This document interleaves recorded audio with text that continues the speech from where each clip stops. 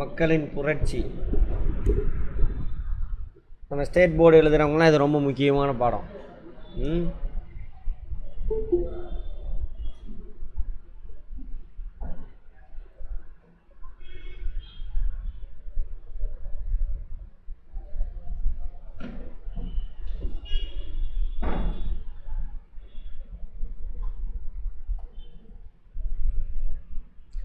தமிழ்நாட்டில் பிரிட்டிஷுக்காரனுக்கு எதிராக தமிழ்நாட்டில் நடந்த புரட்சிகள் எழுதாதீங்க, சும்மா கவனிங்க.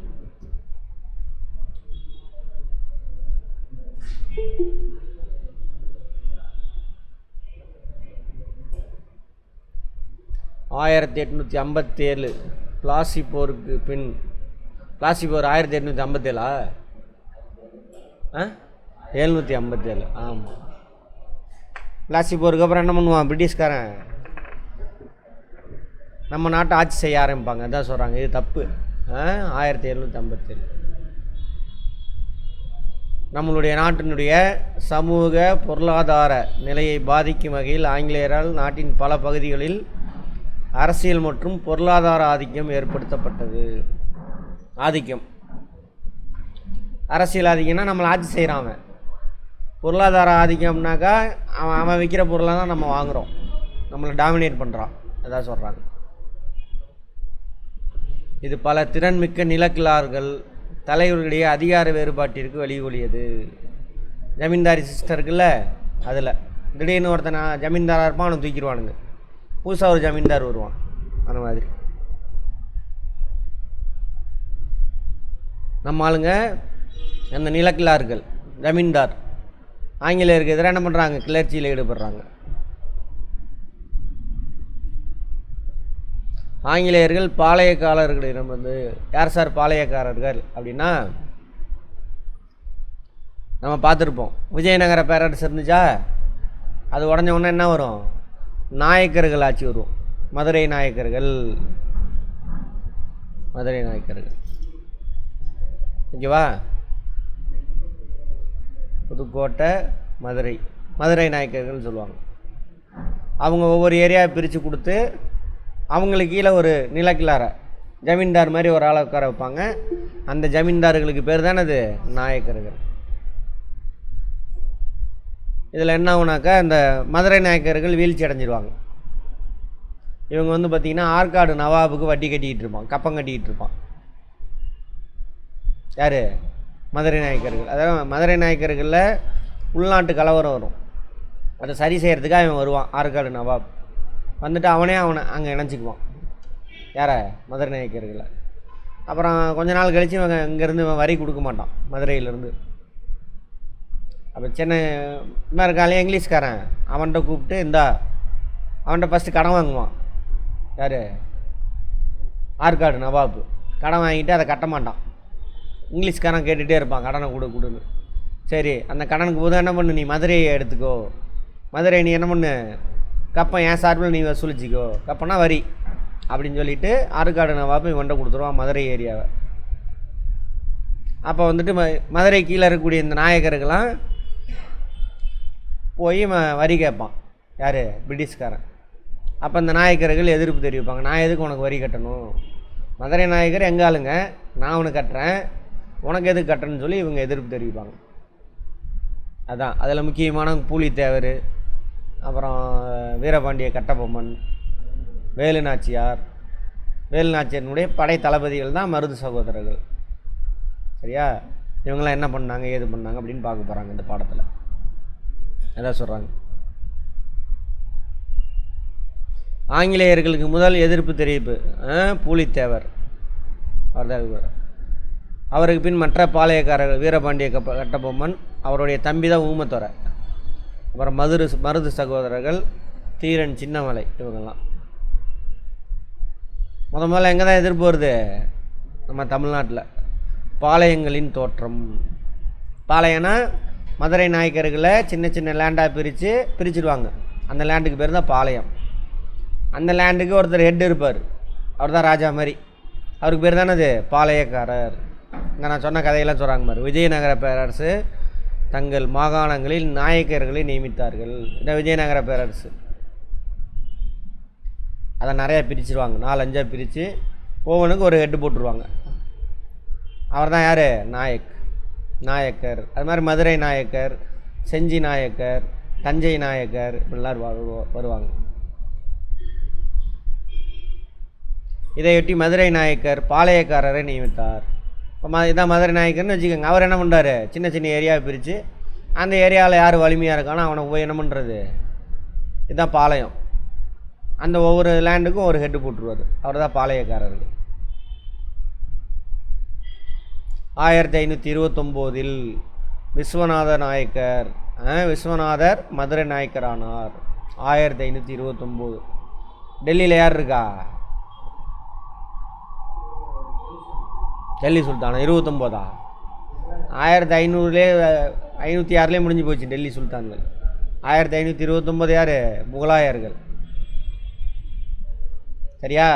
பாபர், ஹுமாயூன் இருப்பார். ஹுமாயூன்.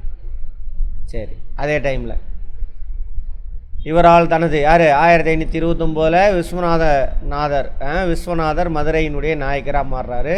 இவர் தான் என்ன பண்ணுறாரு, சின்ன சின்னதாக பிரித்து அங்கே போட்டுருக்கு பாருங்க. இவரால் தனது மாகாணங்களில் அதிகாரங்களை பெற விரும்பிய சிறுகுடி தலைவர்களை கட்டுப்படுத்த முடியவில்லை. அவங்க தான் யார்? பாளையக்காரராக நியமிக்கப்படுறாங்க. அந்தந்த ஏரியா அவரை கட்டுப்படுத்த முடியல. சரி, நீ இந்த ஏரியா பார்த்துக்கோ, எனக்கு அப்பம் கட்டு அப்படின்னு சொல்லிடுறாரு. அதாவது அரியநாதர் கலந்து ஆலோசித்து 1929 பாளையக்காரர் முறையை ஏற்படுத்தினார். கேட்பாங்க. சரியா? அமைச்சர் அரியநாதர் யாருடைய அவையில் அமைச்சராக இருந்தாங்க? மதுரை நாயக்கர்கள் விஸ்வநாதர் காலத்தில் இருந்தார். இவர் சொல்கிற ஐடியா அப்படி தான் என்ன பண்ணுறாங்க, மொத்தம் 72 பாளையங்கள், மதுரை நாயக்கர்களை 72 லேண்டாக பிரித்து ஒவ்வொரு லேண்டுக்கும் ஒருத்தரை தலைவராக போட்டுறாங்க.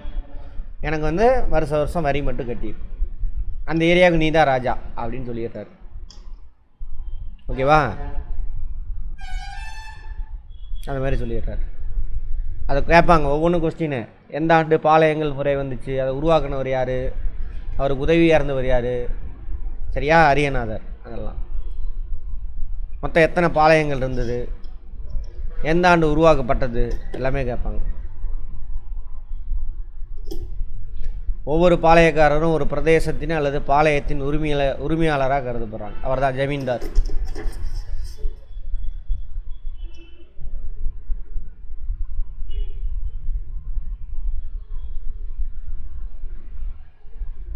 இந்த பாளையக்காரர்கள் நாயக்கர்களுக்கு தேவை ஏற்படும் பொழுது இராணுவம் இதர உதவிகளை முழு மனதுடன் செய்தனர். வரி கொடுப்பாங்க, படை வச்சுருப்பாங்க. இந்த நாயக்கர்கள் ஃபஸ்ட்லேருந்து பார்க்கணும், ஃபஸ்ட்லேருந்து வரலாறு பார்க்காதவங்க வீடியோ போய் பாருங்கள். இவங்களுடைய ராஜா யார்? இவங்களாம் ராஜா. அந்த ஏரியாவுக்கு ராஜா தான் யார்? நாயக்கர், மதுரை நாயக்கர். அவருக்கு ஏதாவது பிரச்சனை அப்படின்னா இவங்க படை வச்சுருப்பாங்க அந்த ஊரில், பாளையங்கள். அவங்களுடைய பாளையங்களில் சண்டை சச்சரவு வராமல் பார்த்துக்கிறது, அதுக்கெல்லாம் படம் இருக்கும். மதுரை நாயக்கருக்கு ஏதாவது பிரச்சனை அப்படின்னாக்கா அவங்க படையெல்லாம் எடுத்துகிட்டு வருவாங்க. அதுதான் சொல்கிறாங்க. பாளையக்காரர்கள் வரிகளை வசூலித்து தாங்கள் வசூலித்த வரி பணத்தில் 1/3 பங்கினை மதுரை நாயக்கருக்கு கொடுத்துருக்காங்க. 2 பங்கு அவங்க வச்சுக்குவாங்க. படையெல்லாம் மெயின்டைன் பண்ணணும்ல. அடுத்த 1/3 பங்கினை இராணுவ செலவிற்கு செய்துவிட்டு மீதியை அவர்கள் சொந்த செலவுக்கு வச்சுக்குவாங்க.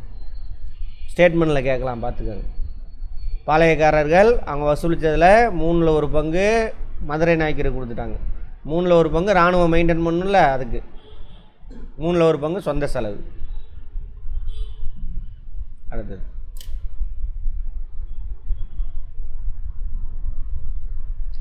தொடக்க கால புரட்சியாளர்கள். தென்னிந்தியாவில் பாளையக்காரர்களின் புரட்சி 17 மற்றும் 18ஆம் நூற்றாண்டுகளில் தமிழ்நாட்டில் அரசியல் பாளையக்காரர்கள் முக்கிய பங்கு வகித்தனர். 17ஆம் நூற்றாண்டுனா எப்போ இருந்து எப்போ வரைக்கும்? 1601 1700 வரைக்கும் 17ஆம் நூற்றாண்டு. 18ஆம் நூற்றாண்டு 1701 1800. இது 17th century, இது 18th century. அவர்கள் தங்களை சுதந்திரமானவர்களாக கருதி கொண்டனர். பாளையக்காரர்களிடையே 2 பாளையங்கள் முகாம்கள் இருந்துச்சு. ஒன்று கிழக்கு பாளையம், இன்னொன்று மேற்கு பாளையம். 2ஆக பிரிச்சுக்கிட்டாங்க. அவங்களே அந்த 72 பேர் பார்த்தோம்ல, அதில் குரூப்பாக பிரிச்சுட்டாங்க. இதெல்லாம் கிழக்கு பாளையம், இதெல்லாம் கிழக்கு பாளையம், இதெல்லாம் மேற்கு பாளையம். இதெல்லாம் மேற்கு தொடர்ச்சி மலையை ஒட்டி இருக்கும்.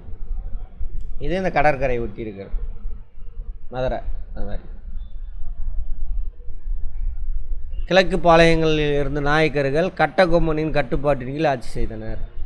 கிழக்கு பாளையத்தில் யார் கட்டுப்பாட்டில் இருக்காங்க? கட்டபொம்மன். அவர் நிறையா பாளையக்காரர் இருக்காங்க, அதில் முக்கியமானவர் கட்டபொம்மன். அவர் சொல்கிறத எல்லோரும் கேட்பாங்க.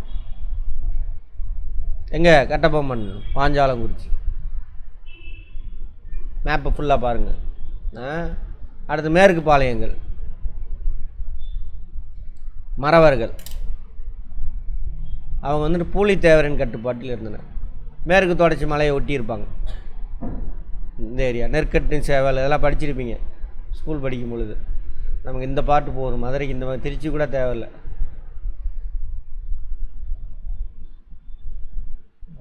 மேற்கு பாளையத்தில் அவர் பூலித்தேவர், கிழக்கு பாளையங்கள் பாஞ்சாலங்குறிச்சி கட்டபொம்மன்.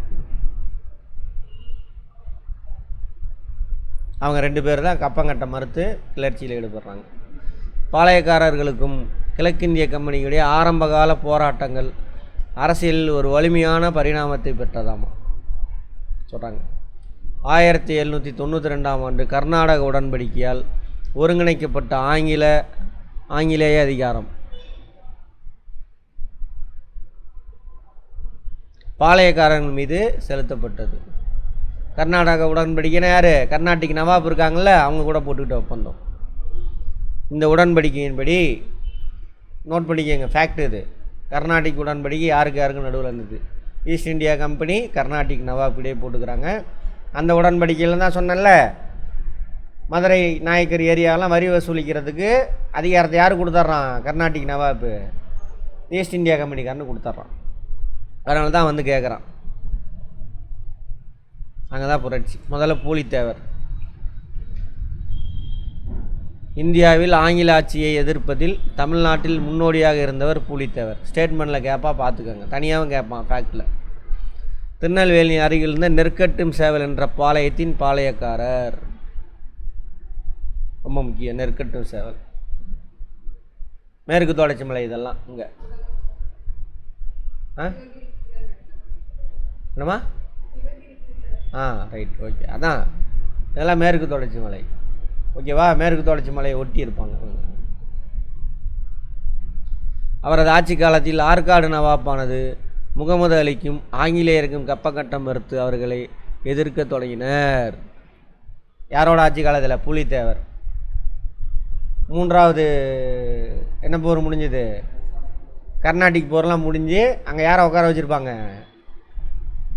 முகமது அலி அவர் ஆட்சியில் இருப்பார்.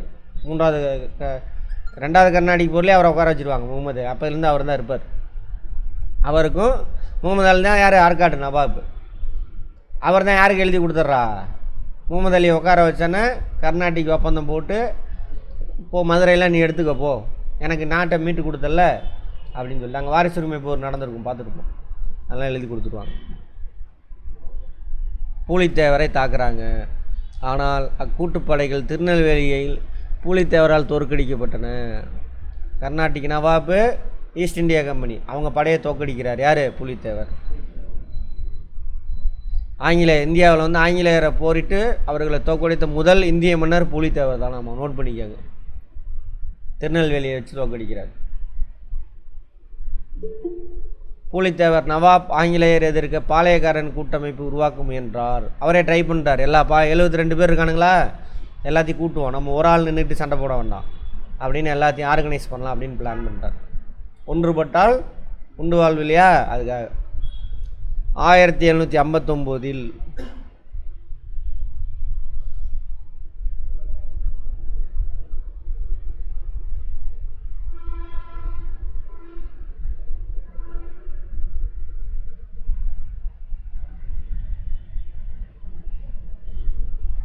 வருஷம்தான் ஒரு மாதிரி போட்டு வச்சுருக்கானுங்க. 1759 யூசப் கான் தலைமையிலான ஆற்காடு நவாப்பின் படைகள். யூசப் கான் பார்த்தோமா? இந்த யூசப் கான் தான் யார்? மருதநாயகமாக பின்னாடி மாறிடுவார். யூசப் கான் முன்னாடி இருந்திருப்பாங்களே, கர்நாடிக் போரில் பார்த்துருப்போம். யூசப் கான் நெற்கட்டும் சேவலை தாக்கின. அந்த நல்லூரில் பூலித்தேவர் தோற்கடிக்கப்பட்டார். 59 பூலித்தேவர் தோற்கடிக்கப்பட்டார். அதுக்கு முன்னாடி ஜெயிச்சிருக்காரு. யூசப் கான் தான் பூலித்தேவரை தோற்கடிக்கிறார். அடுத்து 1761 ஆற்காடு நவாபின் படைகள் நெற்கட்டு சேவலை கைப்பற்றியது. 59 பூலித்தேவரை தோற்கடிச்சிட்றாங்க, நெற்கட்டு சேவலை கைப்பற்றுறாங்க. 61 தலைமறைவாக ஓடிடுறாரு. எங்கே ஓடி போயிடுறாரு? மேற்கு தொடர்ச்சி மலைக்கு ஓடி போயிடுறாரு. அங்கே போய் மலைகளில் இருக்கார், தெரியாது. அப்படி அங்கேருந்து அப்பப்போ அட்டாக் பண்ணிகிட்டு இருப்பார். 1764 மீண்டும் கைப்பற்றார். பிறகு 1767 கேப்டன் கேம்பல் என்பவரால் தோற்கடிக்கப்பட்டார். மீண்டும் 2வது முறை தோற்கடிக்கிறார். காட்டுக்குள்ளேயே இருந்து இறந்துடுவார். அப்போ இந்தியாவில் முதல்ல பிரிட்டிஷ்காரனுக்கு எதிராக சண்டை போட்டு ஜெயிச்ச முதல் யார்? பூலித்தேவர். ஓகேவா? எந்த ஏரியாவுக்கு பாளையக்காரர் அவர்? நெற்கட்டு சேவல். ஃபஸ்ட்டு அவர் யாரால் தோற்கடிக்கப்படுறார்? யூசப் கான். யாரோட படை தளபதி? யூசப் கான், ஆற்காடு நவாபுடைய படை தளபதி. 61 ஆமாம் தப்பிச்சு ஓடி போயிடுவார். 61 ஒரு 3 வருஷம் மீண்டும் 64 கைப்பற்றாரு. அதுக்கப்புறம் Captain Campbell East India Company இருக்கான் இல்லையா, அவன்கிட்ட தோற்று காட்டுக்குள்ளே ஓடி போயிடுறாரு. அதோட எப்படி இறந்தார் என்னன்னே தெரில, காட்டிலே இருந்து இறந்துடுவார். அடுத்தது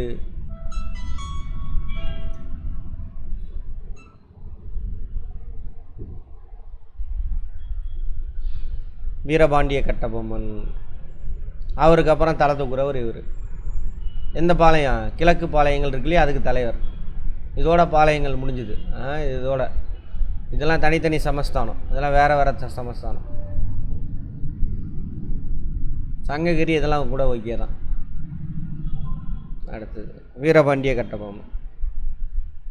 இவருடைய முன்னோர்கள் ஆந்திராவை சேர்ந்தவர்கள். 11ஆம் நூற்றாண்டில் அவர்கள் தமிழ்நாட்டுக்கு இடம்பெயர்ந்தனர். 11ஆம் நூற்றாண்டிலே வந்துடுறாங்க. பாண்டியர்களின் நிலமானி அடிப்படையில் பாஞ்சாலங்குறிச்சியை தலைநகராக கொண்டு ஜெகவீரபாண்டிய கட்டபொம்மன் வீரபாண்டியபுரத்தை ஆட்சி செய்தார். அவங்க தாத்தா 11ஆம் நூற்றாண்டில் பாண்டியர்கள் கீழே ஒரு நிலக்கிழார், பெரிய லேண்டுக்கு மன்னராக வரார். நிலக்கிழார் பாண்டியர் கீழே முதல்ல எங்கேருந்து வராங்க? ஆந்திராவிலேருந்து வராங்க. பின்னர் நாயக்கர்களின் ஆட்சியின் கீழ் பாளையக்காரராக மாறுறாரு.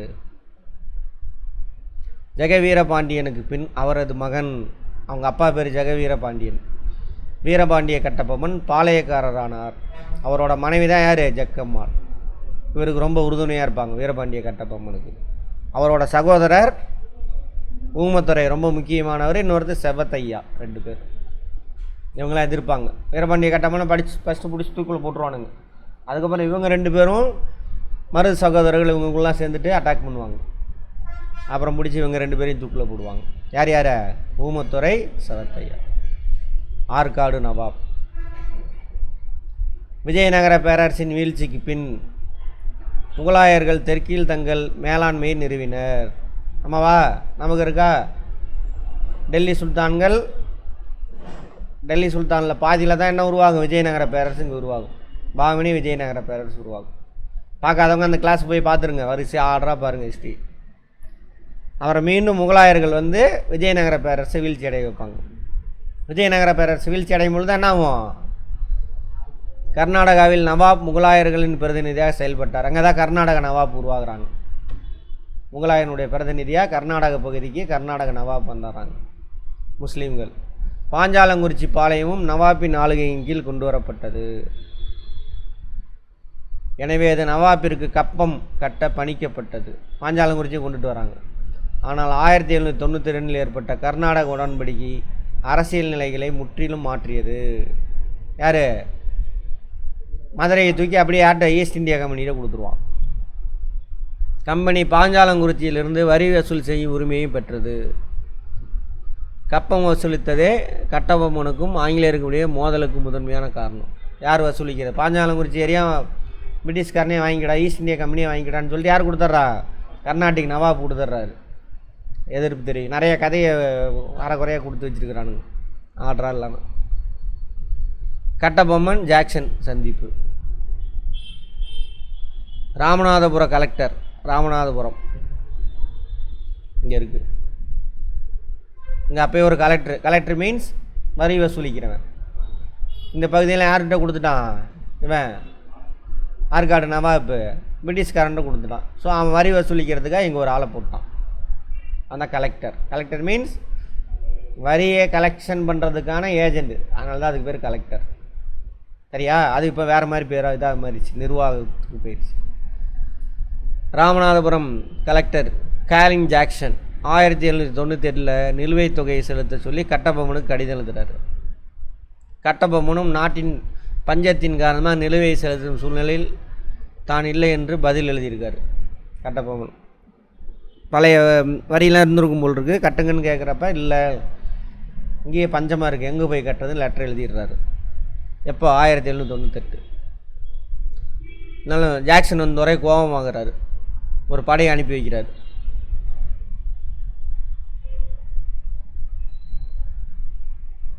அங்கேருந்து புரியுதா என்னன்னு? ஜாக்சன் துறை ஒரு படையை அனுப்பலான்னு முடிவு பண்ணுறாரு.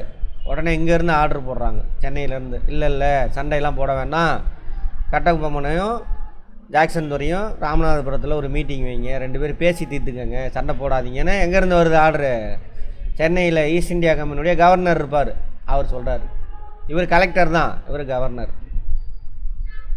அவர் சொல்கிறார். 1798 கட்டபொம்மன் தனது அமைச்சர் சிவசுப்பிரமணியத்துடன், மூலக்காரர் வந்துட்டார் இவர் சிவசுப்பிரமணியம். யாரா இருப்பா? அவரே தான். சரி. ராமநாதபுரத்தில் கலெக்டரை சந்தித்தார். 1080 பக்கோடா பாக்கியை தவிர பெரும்பாலான வரியை கட்டபொம்மன் செலுத்தி விட்டதை கணக்குகள் சரிபார்த்தது பின் அறிந்த ஜாக்சன் சமாதானம் அடைஞ்சிட்டார். வெறும் 1080 பக்கோடானா அப்போதைக்கு அவங்க நாட்டு காசு போல் இருக்கு, அவ்வளோதான் செலுத்தணும், மற்றதெல்லாம் செலுத்திட்டாரு அப்படின்னு தெரிய வருது. 3 மணி நேரம் நிற்க வச்சிட்டாங்களாமா. யாரை? கட்டபொம்மனையும் அவரோட அமைச்சர் சிவசுப்பிரமணியத்தையும். அதனால் என்ன ஆகுது? ராஜா இல்லை, வேறு நாட்டிலேருந்து வந்து என் நாட்டில் வரி வசூலிக்கிற என்னையை நிற்க வைக்கிறியான்னு அவர் கோபம் வந்துடுது. அதான்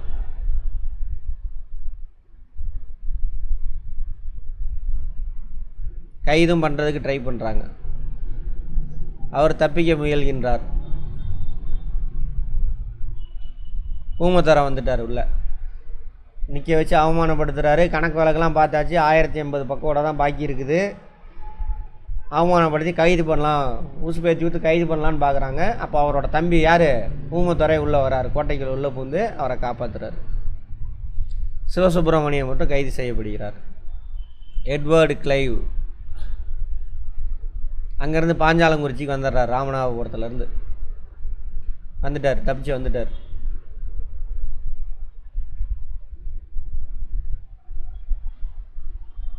சென்னை கவுன்சிலுக்கு அனுப்புகிறார், லெட்டர் அனுப்புகிறார். நான் இதெல்லாம் நடந்துச்சுங்க, காலின் ஜாக்சன் துரை என்ன பண்ணுறாரு, தப்பு பண்ணிட்டாரு அப்படின்னு எழுதுறாரு.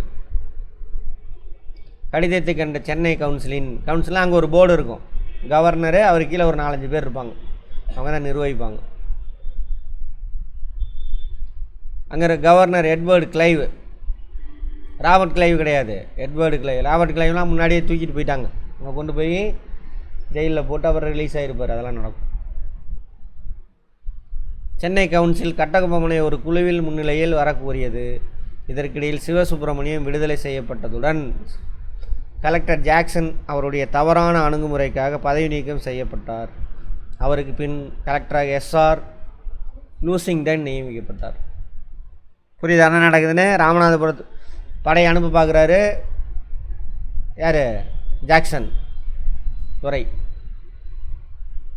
சென்னையிலேருந்து படையெல்லாம் வேணாம், கட்டபொம்மன் வந்து மீட் பண்ணுங்க ராமநாதபுரத்துலங்கிறாங்க. வந்து மீட் பண்ணுறாங்க, அவமானப்படுத்தி அவரோட அமைச்சரை மட்டும் கைது பண்ணிடுறாரு. இவர் தப்பிச்சு ஓடிடுறாரு. அப்புறம் அங்கேருந்து எங்கே அனுப்புகிறாரு? சென்னைக்கு அனுப்புகிறார் லெட்ரு, இங்கேருந்து இந்த மாதிரி நடந்துச்சு அப்படின்னு. அதுக்காக என்ன பண்ணுறாங்க, ஜாக்சன் துறையை பதவியிலேருந்து தூக்கிட்டு வேற ஆளை கலெக்டராக அங்கே போட்டுட்டு, நீங்கள் வந்து ஒரு குழு முன்னாடி எங்கள் முன்னாடி ஆஜராகுங்க, விசாரிச்சுக்கலாம் அப்படின்னு யாரை கூப்பிட்றாங்க? வீரபாண்டிய கட்டபொம்மனை கூப்பிட்றாரு. யார் கூப்பிட்றா? Edward Clive. அவர் எங்கே இருப்பார்? சென்னையில். அவ்வளோதான். பாளையக்காரர்களின் கூட்டமைப்பு. இந்த சூழ்நிலையில் சிவகங்கையின் மருது சகோதரர் அருகில் இருந்த பாளையக்காரர்களை ஒன்றிணைத்து ஆங்கிலேயருக்கு எதிராக தென்னிந்திய கிளர்ச்சியாளர்களின் கூட்டமைப்பு ஒன்றை உருவாக்கினார். நோட் பண்ணிக்கங்க, முக்கியமான ஃபேக்ட். தென்னிந்திய கிளர்ச்சியாளர்களின் கூட்டமைப்பு உருவாக்கியவர் யார்? யார்? சிவகங்கையை சேர்ந்த, இங்கே இருக்கு பாருங்க, சிவகங்கை மருது பாண்டியர். மருது சகோதரர்கள் அவர் ஒருத்தர், மருது பாண்டியர். இங்கே இருக்குது ராமநாதபுரம். பாளையக்காரெலாம் ஒன்று சேர்த்தலாம் அப்படின்னு ட்ரை பண்ணுறாங்க. திருச்சிராப்பள்ளி அறிக்கை, இது எங்கேயே சம்மந்தம் இல்லாமல் கொண்டு வந்து இங்கே போட்டு வச்சுருக்கிறாங்கன்னா ஏகப்பட்ட விஷயம் இருக்குது.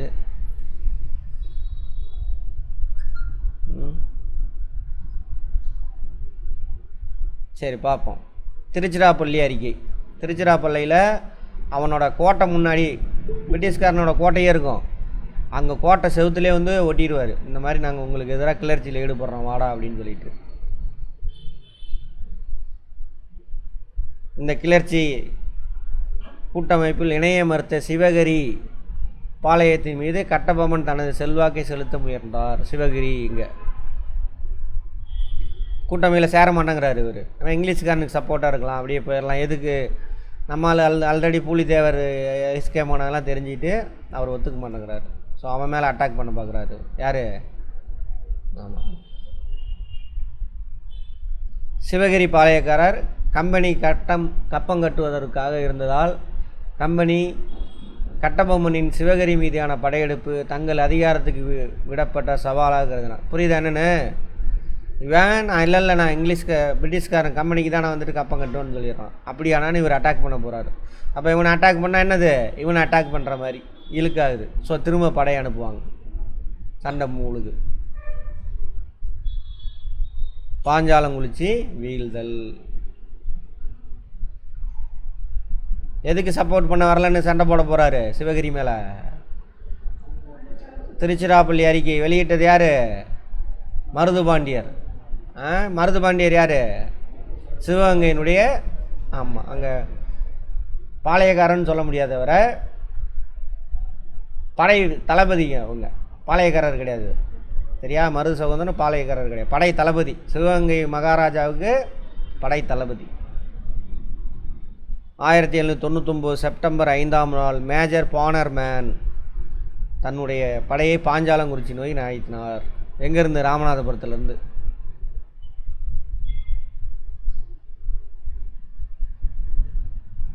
சிவசுப்பிரமணியம் மீண்டும் அவரோட அமைச்சரை கைது செய்கிறாங்க. எந்த போரில்? கல்லர்பட்டியில் நடக்கக்கூடிய போரில். யார்? Major Bannerman. 1799. கட்டபொம்மன் புதுக்கோட்டைக்கு தப்பிச் சென்றார்.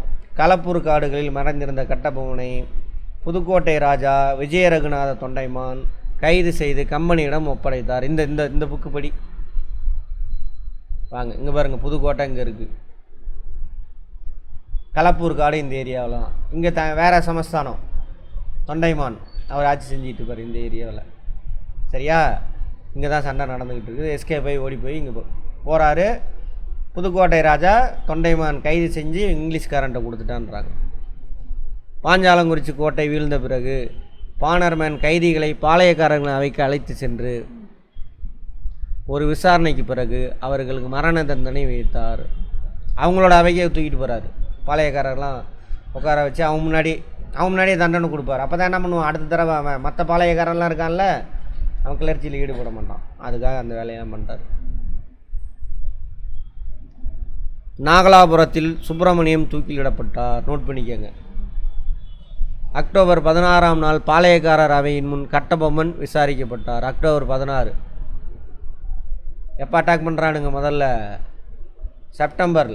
ஒரு மாதம்தான் சண்டை நடக்குது. அதெல்லாம் அக்டோபர். அடுத்த நாள் 17 1799 அன்று கட்டபொம்மன் கயத்தார் என்ற இடத்தில் தூக்கிலிடப்பட்டார்.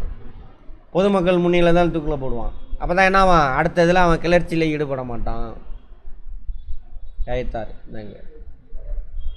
இது எட்டயபுரம் அங்கே இருக்குது. நெற்கட்டு சேவல் சிவகிரி அங்கே பிடிக்கிறானுங்க. அங்கேருந்து பிடிச்சி இங்கே கொண்டு வரானுங்க. இங்கே வச்சு பயம் உருவாக்கணும். அதுக்காக அதுவும் பாளையக்காரர் முன்னாடியே என்ன ஒரு விசாரணை செய்கிறான். மற்ற பாளையக்காரர்கள் முன்னாடி தூக்கிலிடப்பட்ட இடம் முக்கியம், நாள் முக்கியம். நோட் பண்ணிக்கோங்க. அதுக்கு முன்னாடி இவரோட புதுசாக ஒருத்தன் சேர்த்து விட்ருக்கானுங்க. சிவசுப்பிரமணியம் ஆமாம். இன்னும் அந்த ஏரியா மக்கள்கிட்ட வீரபாண்டிய கட்டபொம்மன் சம்மந்தமான கதைகள் நிறையா இருக்குது. நாடகமே இருக்குது தானே, வீரபாண்டிய கட்டபொம்மன். அடுத்து வேலு நாச்சியார், இவங்களும் மதுரைக்கு கீழே கப்பம் காட்டக்கூடிய ஒரு சின்ன சிவகங்கை, அங்கே ஆட்சி செஞ்சுட்டு வந்தாங்க.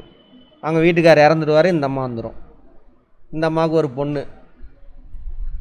முதல்ல இந்தியாவில் வெள்ளைக்காரனுக்கு எதிராக சண்டை போட்டு ஜெயித்த ஒரே லேடி இந்த அம்மா தான். முதல் கடைசி எல்லாமே யார்?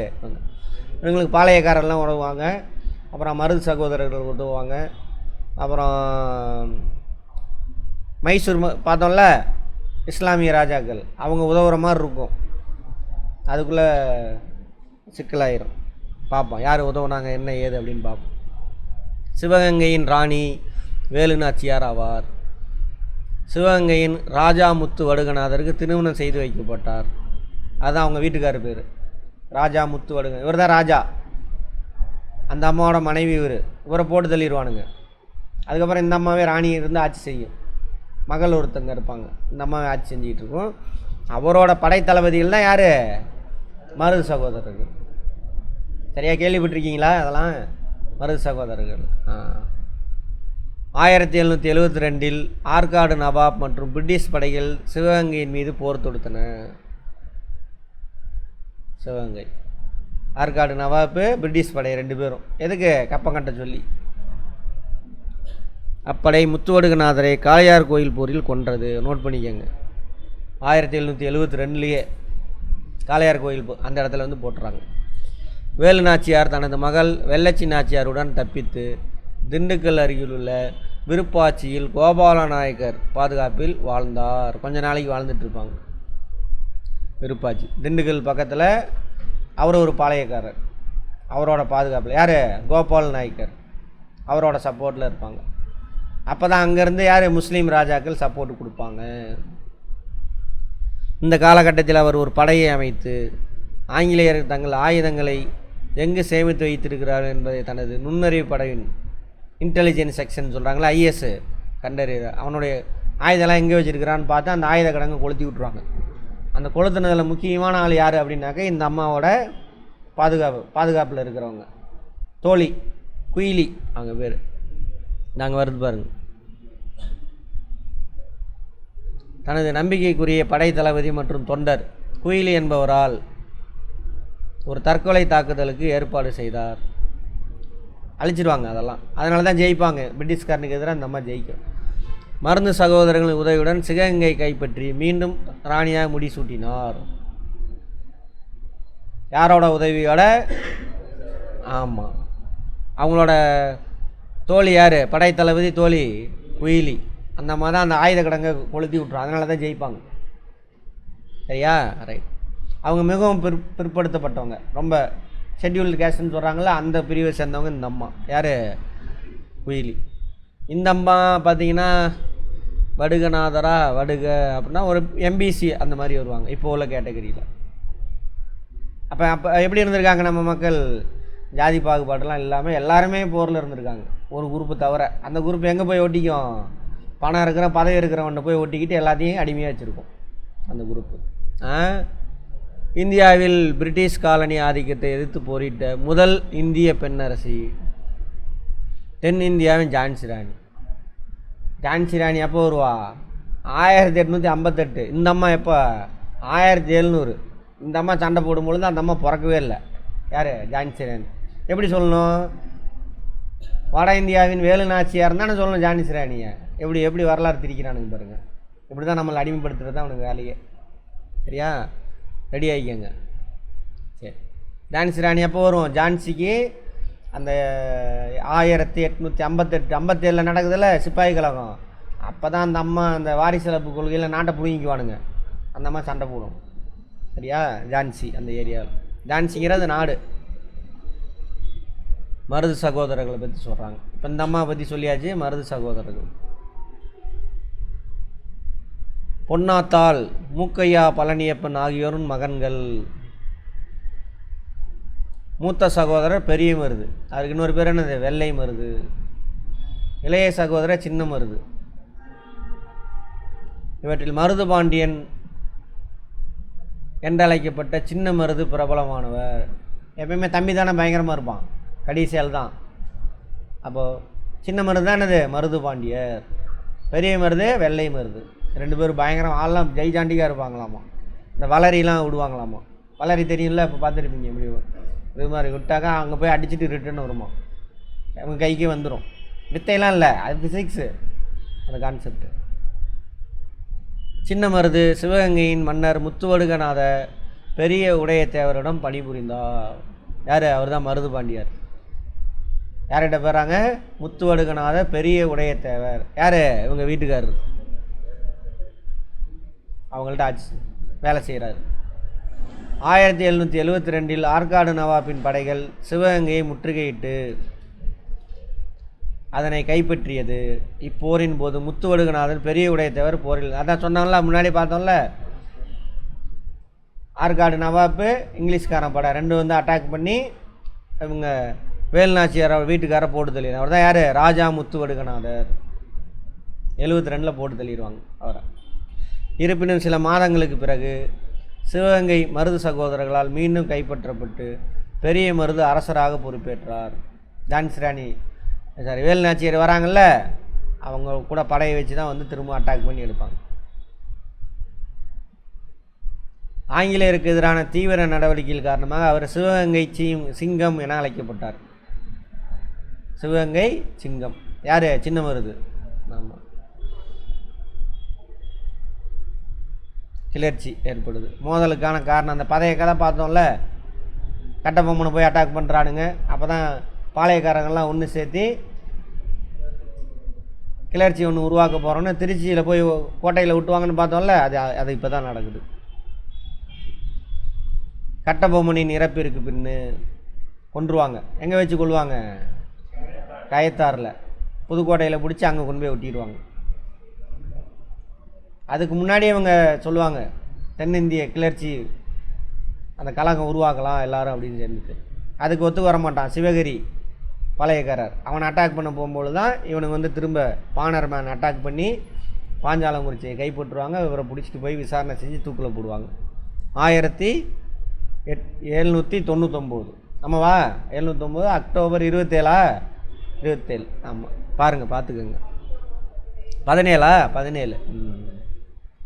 கட்டபொம்மனின் இறப்பிற்கு பின் அவருடைய சகோதரர் ஊமத்துரையும் மற்றவர்களும் சிவகங்கைக்கு தப்பினர். அங்கேருந்து தப்பிச்சு போயிடுறாங்க. அவர்களுக்கு மருது சகோதரர் பாதுகாப்பு அளிக்கிறாங்க. அங்கேருந்து போனோன்னா சிவகங்கை வியாபாரிகள் தங்களது உள்நாட்டு கொள்கையில் கம்பெனியின் தலையீட்டை விரும்பவில்லை. சிவகங்கையில் இருந்தக்கூடிய வியாபாரிகள் அவன் பொருளை வந்து விற்றுருவான். அவன் பொருளுக்கு டேக்ஸ் இல்லை, நம்ம ஆளுங்க பொருளுக்கு டேக்ஸ் போட்டு விட்ருவானுங்க. அப்போ நம்ம ஆளுங்க பொருளோட விலை என்ன ஆயிரும்? ஏறிடும். அவன் பொருள் கம்மி ரேட்டில் விற்கும். இந்த 23ஆம் புலிகேசி பார்த்தீங்களா, அந்த மாதிரி. ஸோ அவங்களும் சேர்ந்து என்ன பண்ணுறாங்க? ஹெல்ப் பண்ணுறாங்க. 2 காரணம், கட்டபொம்மனை போட்டு தள்ளிடுறாங்க. இன்னொன்று வந்து என்னது, போட்டு தள்ளிடுறாங்க. கட்டபொம்மனை போட்டு தள்ளோன்னா அவனுடைய தம்பி ஊமத்துறை இவங்கெல்லாம் செவத்தையெல்லாம் எங்கே போயிடுறாங்க? சிவகங்கைக்கு போகிறாங்க. இன்னொன்று சிவகங்கையில் இருக்கக்கூடிய வியாபாரிகள் வந்து ஆங்கிலேயருக்கு எதிராக நிற்கிறாங்க. இந்த 2 காரணத்தை வச்சு என்ன பண்ணுறான்? கம்பெனி சிவகங்கை மீது போர் தொடுக்கிறான். தென்னிந்திய கிளர்ச்சி 1800-801. அதுக்கு முன்னாடியே எல்லோரும் சேர்ந்து எல்லா பாளையக்காரர்களும் சேர்ந்து என்ன பண்ணலாம்? அட்டாக் பண்ணலான்னு ரெடி பண்ணிடுவாங்க. அதுக்குள்ளே இவனுங்களுக்கு ஸ்பை வேலை பார்த்து தெரிஞ்சிடும், இந்த மாதிரி இவங்க எல்லோரும் ஒன்று சேர்ந்து நம்மளை ஈஸ்ட் இந்தியா கம்பெனி அட்டாக் பண்ண போகிறாங்கன்னு தெரிஞ்ச உடனே போய் திண்டுக்கல் அந்த ஏரியாவில் ஃபஸ்ட்டு அட்டாக் பண்ணுவானுங்க. பொறுமையாக இருங்க, எல்லோரும் சேர்ந்து அட்டாக் பண்ணலான்னு சொல்லியிருப்பாங்க, பேசி வச்சுருப்பாங்க. ஆனால் அவசரப்பட்டு அவங்க அங்கே என்ன பண்ணிடுவாங்க? ஈஸ்ட் இந்தியா கம்பெனிக்கு எதிராக சண்டை போட ஆரம்பிச்சிருவாங்க. ஸோ டீம் ஒன்று சேராமல் அங்கங்கே பிரிஞ்சு நின்று அங்கங்கே காலி ஆயிடுச்சு. ஸோ முடிவு கொண்டு வந்துடுவாங்க. பிப்ரவரி 801 கட்டபொம்மனின் சகோதரரான ஊமத்துரையும் செவத்தையாவும் பாளையங்கோட்டை சிறையிலிருந்து தப்பித்து கமுதியை வந்தடைந்தனர். இன்னும் பாளையங்கோட்டை ஜெயிலிருந்து ஃபேமஸ்ஸு இங்கே இருக்கும், வச்சுக்கோங்க. இந்த இடத்துல இருக்கும் பாளையங்கோட்டை, இதாக இருக்கும். அங்கிருந்து தனது தலைநகர் சிறுவயலுக்கு அவர்களை சின்ன மருது அழைத்து சென்றார். மருது பாண்டியர் அழைச்சிட்டு போகிறார். கட்டபொம்மனின் சகோதரர்கள் மீண்டும் பாஞ்சாலங்குறிச்சி கோட்டையை புனரமைத்தனர். தப்பிச்சு வந்துட்டாங்க. மருது சகோதரர்கள் சப்போர்ட் பண்ணுறாங்க. பாஞ்சாலங்குறிச்சி கோட்டையை என்ன பண்ணுறாங்க, சீர் செய்கிறாங்க. யார்? கட்டபொம்மனுடைய சகோதரர். யார் யார்? ஊமத்துரையும் செவத்தையாவும்.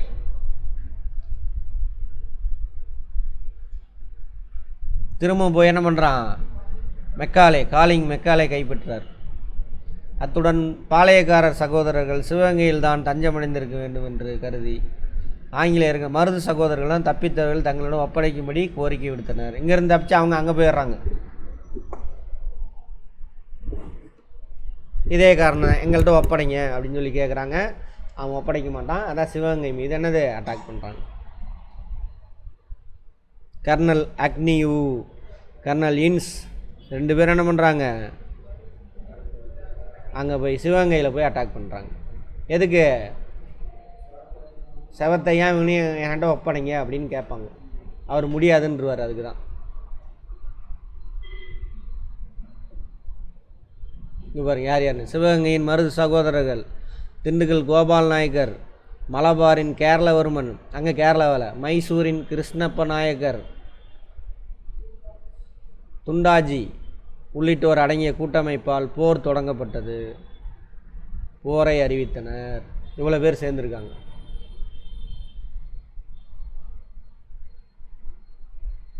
இவங்க எல்லோரும் சேர்ந்து அட்டாக் பண்ணுறாங்க. யாரை? இங்கிலீஷ்காரங்க.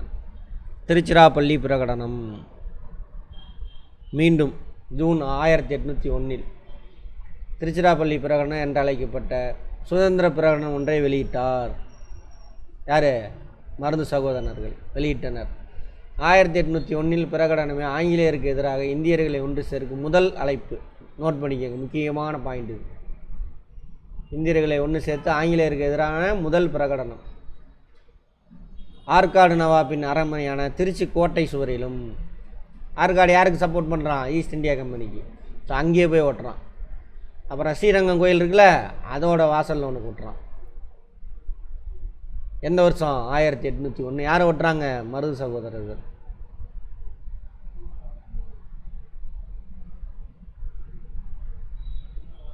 சின்ன மருது ஆங்கில படைக்கு சவாலாக கிட்டத்தட்ட 20,000 வீரர்களை திரட்டுறார் தமிழ்நாடு ஃபுல்லாக. இப்போ இந்தியாவிலே இங்கிலீஷ்காரனுக்கு எதிராக முதல்ல திரண்டது யார்? நம்ம தான். ஆனால் வட இந்தியாவில் போய் பார்த்தீங்கன்னாக்கா நம்ம வரலாறு படிக்கவே மாட்டாங்க. இங்கிலீஷ்காரனுக்கு எதிராக நீங்கள் எதுவுமே சண்டை போடல அப்படின்ற மாதிரி அங்கே சொல்லி வச்சுருக்கிறானுங்க. அவனுங்க வங்காளம், இலங்கை, மலேயா போன்ற இடங்களிலிருந்து படைகள் வரவழைக்கப்பட்டன. வங்காளத்தில் தானே பெரிய படம் இருக்குது அவனுங்களுக்கு. அங்கே தான் வரி அதிகமாக வசூலிக்கிறாங்க. பெரிய படை அங்கேருந்து. மலேயானா மலேசியா. அப்புறம் என்னது? பர்மா இருக்கா? இலங்கை அங்கெல்லாம் இருந்து வருது. இலங்கை அவங்க கட்டுப்பாடு தான் இருக்குது. மலேசியா அங்கேருந்து ஒரு படம் வருது. வங்காளத்துலேருந்து ஒரு படம் வருது. எல்லாத்தையும் கொண்டு வந்து குமிக்கிறானுங்க. புதுக்கோட்டை, எட்டயபுரம், தஞ்சாவூர் மன்னர்கள் ஆங்கிலேயருக்கு ஆதரவளிக்கிறாங்க. நோட் பண்ணிக்கோங்க. புதுக்கோட்டை, எட்டயபுரம், தஞ்சாவூர் மன்னர்கள். தஞ்சாவூரில் அப்போ மராத்தியர்கள் இருக்கணும்னு நினைக்கிறேன். மராத்தியர் இல்லை, நாயக்கர்கள், தஞ்சை நாயக்கர்கள் இருக்கு. அவ்வளோதான், தோக்கடிச்சிடுவாங்க. 1801 முடிஞ்சிச்சு. ஆங்கிலேயர்கள் சிவகங்கையை இணைச்சிக்குவாங்க. அவனே இணைச்சிக்குவான். அது வரைக்கும் சிவகங்கை யார் இருந்தாங்க? மருது சகோதரர் அவங்க இருந்தாங்க. அதை இணைச்சிக்குவாங்க. இதோட சேர்த்து ஒரு பெருசு இது ஃபுல்லாக சேர்த்திடுவானு. ஒன்று சேர்த்து இந்த இதை விட்டுட்டு எதை கன்னியாகுமரியை தவிர அப்படியே எல்லாத்தையும் சேர்த்து சென்னையோட சேர்த்திடுவாங்க. மெட்ராஸ் மாகாணம் அது அப்படியே போகும். ஒரிசா வரைக்கும் இருக்கும். அப்படியே பெருசு பண்ணுவானுங்க. 1801 தஞ்சாவூர் மற்றும் திருச்சி பகுதியில் கிளர்ச்சியாளர்கள் ஆங்கிலேயர் தாக்கினர். தஞ்சாவூர், திருச்சி பகுதியில் பிரான்மலை மற்றும் காளையார் கோயில் பகுதிகளுக்கு சென்றனர். அது ஒரு மலை. அங்கே பிரான்மலையில் தான் அந்த இவங்க இருந்திருப்பாங்க. பரம்பு மலைன்னு கேள்விப்பட்டிருக்கீங்களா? பாரி, பரம்பு மலை பாரி தானே. அங்கவை சங்கவை கதையெல்லாம் கேள்விப்பட்டிருக்கீங்க. அவையார் நெல்லிக்கனிலாம் கொண்டு போய் கொடுப்பாங்க. அப்புறம் அவன் மாட்டிக்குவான். கிளி படையை ஒன்று வளர்த்துனாங்க. போர்க்காலத்தில் அவங்க மேலே மலையிலே இருந்தாங்க. அந்த கிளியெலாம் சாப்பாடு கொண்டு வந்து கொடுத்துச்சு அப்படின்லாம் கதை கேள்விப்பட்டிருக்கீங்களா? இல்லையா? சரி. பாரி அவனோடது பரம்பு மலை. அங்கே காடுகளில் இருக்காங்க. மீண்டும் ஆங்கிலேய படையால் தோற்கடிக்கப்பட்டனர். இறுதியில் சிறந்த இராணுவ வலிமை மற்றும் சிறந்த ஆங்கில இராணுவ தளபதி ஆங்கிலேயர் வெற்றி பெறாங்க. 1801 சிவகங்கையை ஆங்கிலேயர் இணைத்து கொண்டனர். 1801 அக்டோபர் 24ஆம் நாள் மருது சகோதரர்கள் ராமநாதபுரம் மாவட்டத்தில் உள்ள திருப்பத்தூர் கோட்டையில் தூக்கிலிடப்பட்டனர். அங்கே ஒரு திருப்பத்தூர் இருக்குது, நாள் நோட் பண்ணிக்கோங்க. 1008 அவங்க ஊர் பக்கமே தான் வச்சு கொள்வானுங்க. அதாவது திருச்சியில் மதுரையிலேருந்து காரைக்குடி போகிற வழியில் இருக்கும். மதுரையிலேருந்து காரைக்குடி போகிற வழியில்.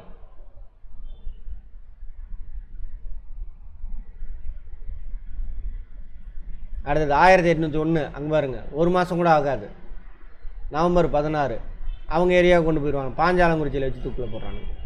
அந்தந்த ஏரியாவுக்கு கொண்டு போய் அப்போ தான் என்ன ஆகும், எவனும் திரும்பவும் சண்டைக்கு வர மாட்டான். மேலும் 73 கிளர்ச்சியாளர்கள் மலேயாவின் பினாங்கிற்கு நாடு கடத்தப்பட்டனர். மலேசியாவில் பனாங்குன்னு ஒரு இடம், அங்கே நாடு கடத்தி அங்கே அடிமையாக வச்சுக்கிட்டானுங்க 73 பேரை.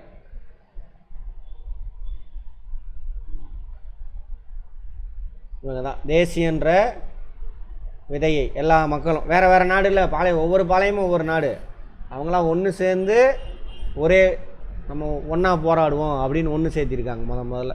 அப்போ இந்தியாவில் முன்னோடியே இதுதான். அப்புறம் நிறைய பிடிச்ச போர் வீரர்லாம் கொண்டு போய் எங்கே அடைச்சிடுவானுங்க, வேலூரில் அடைச்சி வச்சுருவானுங்க. வேலூரில் யார் இருக்கா, திப்பு சுல்தானுடைய வாரிசு இருக்குது, அதை பார்ப்போம். 1800-801ஆம் ஆண்டு கிளர்ச்சி ஆங்கில ஆவணங்களில் 2வது பாளையக்காரர் போர் என்று கூறப்பட்டாலும் இத்தென்னிந்திய புரட்சி தமிழக வரலாற்றில் ஒரு அடையாளமாக இருக்கிறது, ரொம்ப முக்கியமானது. 1801 ஜூலை 31 செய்து கொள்ளப்பட்ட கர்நாடக உடன்படிக்கை. இந்த சண்டை போட்டு முடிஞ்சு ஆற்காடு நவாப் கூட ஒரு ஒப்பந்தம் போட்டுக்கிறான். தமிழ்நாட்டின் மீது ஆங்கிலேயர் நேரடி கட்டுப்பாட்டை இப்போ தான் பெறுறாங்க. அது வரைக்கும் நேரடி கட்டுப்பாடு கிடையாது. பாளையக்காரர் இருப்பான், அவன்கிட்ட கப்பம் வாங்கிக்குவான். ஆற்காடு நவாப்பு அவன்கிட்டருந்து பாளையங்களை வாங்குகிறான். பாளையக்காரர்கிட்டருந்து யார் வாங்கிக்குவா, ஆங்கிலேயர் வரி மட்டும் வசூலிச்சிக்குவான். அந்த மாதிரி இருந்துச்சு. 1801 ஒப்பந்தத்தின் அடிப்படையில் கர்நாடிக் ஒப்பந்தம் டைரெக்டாக நம்ம நாட்டை நம்ம மாநிலத்தை ஆட்சி செய்கிறாங்க. அதே வட இந்தியா எப்போ டைரெக்டாக போச்சு, வங்காளம் 64 டைரெக்டாக, அது மாதிரி இப்போ தான் போகுது. தீரன் சின்னமலை அதே மாதிரி இவர் ஒருத்தர் சென்னிமலை அருகில் உள்ள மேலப்பாளையத்தில் பிறந்தார். மேலனா மேற்கு, சென்னிமலை, ஓடாநிலை, சங்ககிரி இருக்குல்ல நம்ம ஏரியா, ஈரோடு சங்ககிரிங்களாம், அதெல்லாம் மேற்கு தொடர்ச்சி மலையை ஒட்டி தான் இங்கெல்லாம். இவர் அதே மாதிரி தான் தண்ணி காட்டுவார், மேற்கு தொடர்ச்சி மலையில் எஸ்கேப் ஆவார். திரும்ப அவனை கூட சமையல்காரன் போட்டு கொடுத்துருவான், பிடிச்சிட்டு வந்து கொண்டு போடுவானுங்க. அதான் சங்ககிரி கோட்டை இருக்குல்ல அங்கே. தீர்த்தகிரி பிறந்த ஊர் கேட்பாங்க, பார்த்துக்கோங்க. கொங்கு நாட்டு பாளையக்காரர். கொங்கு நாடுனா இது சேலத்துலேருந்து கோயம்புத்தூர் வரைக்கும் கொங்கு நாடுன்னு சொல்லுவாங்க. ஆமாம், கொங்கு வேளாளர் இருப்பாங்க, அவங்க ஒரு வேளாளர், விவசாய குடிகள், கொங்கு வேளாளர்னு சொல்லுவாங்க அவங்க. கொங்கு நாடு என்பது சேலம், கோயம்புத்தூர், கரூர், திண்டுக்கல். கோயம்புத்தூர்னால் ஈரோடெல்லாம் சேர்த்திக்கணும், ஈரோடு, திருப்பூர் எல்லாம் சேர்த்திக்கணும். உள்ளடக்கிய மதுரை நாயக்க அரசின் ஒரு பகுதியாக உருவாக்கப்பட்டிருந்தது. மதுரை நாயக்கரில் இது ஒரு பாளையம், கொங்கு பாளையம்னு வச்சுக்கோங்க. ஆனால் இப்பகுதி மைசூர் உடையார்களால் இணைக்கப்பட்டது. இணைச்சிக்குவாங்க, மைசூருக்காரங்க எடுத்துக்குவாங்க. மைசூர் உடையார்னாக்கா அங்கே அப்போ படை தளபதி யார், ஹைதர் அலி, அவங்க எடுத்துக்குவாங்க. மைசூர் உடையார்கள் வீழ்ந்த பிறகு இந்த பகுதி மைசூர் சுல்தான்களால் கட்டுப்படுத்தப்பட்டது.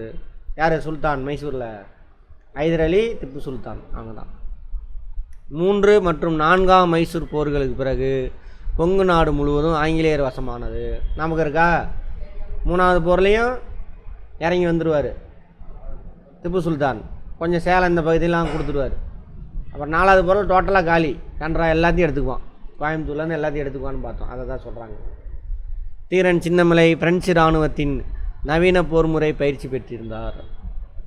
பிரெஞ்சுக்காரன் இருக்கான்ல, அங்கே பயிற்சி. நம்ம நாட்டை நம்ம மன்னர்கள், மைசூர் மன்னர் வச்சுருந்தா ஓகே, நோ ப்ராப்ளம்.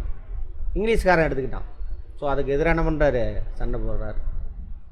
இவர் திப்பு சுல்தான் பக்கம் இருந்து ஆங்கிலேயருக்கு எதிராக போராடி வெற்றி பெற்றார். திப்பு சுல்தானுக்கு ஆதரவாக இருந்திருக்கார். திப்பு சுல்தான் இறந்த பிறகு இவர் ஓடா நிலையில் தங்கி ஆங்கிலேயர் தொடர்ந்து எதிர்த்து போராட அங்கு ஒரு கோட்டையை கட்டினார். ஓடாநிலை, அதான் சங்ககிரி கோட்டைன்னு நினைக்கிறேன். அதுதான் 1800 கோயம்புத்தூரில் ஆங்கிலேயரை தாக்க அவர் மராத்தியர் மற்றும் மருது சகோதரர்கள் உதவியை பெற முயன்றார். 1800 கோயம்புத்தூர்லேருந்து ஆங்கிலேயர் அட்டாக் பண்ண. ஏன்னா கோயம்புத்தூர் வழியாக தான் அந்த பக்கம் கேரளா கடற்கரை பக்கம்லாம் போவான்ல, அங்கே வச்சு அட்டாக் பண்ணலான்னு பிளான் பண்ணியிருப்பாங்க.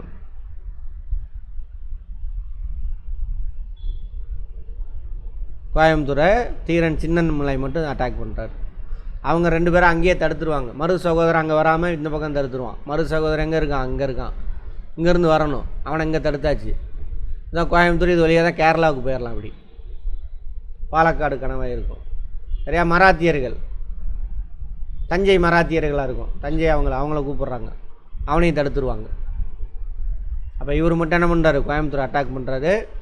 படை வலிமை இல்லை, தோத்துறாரு.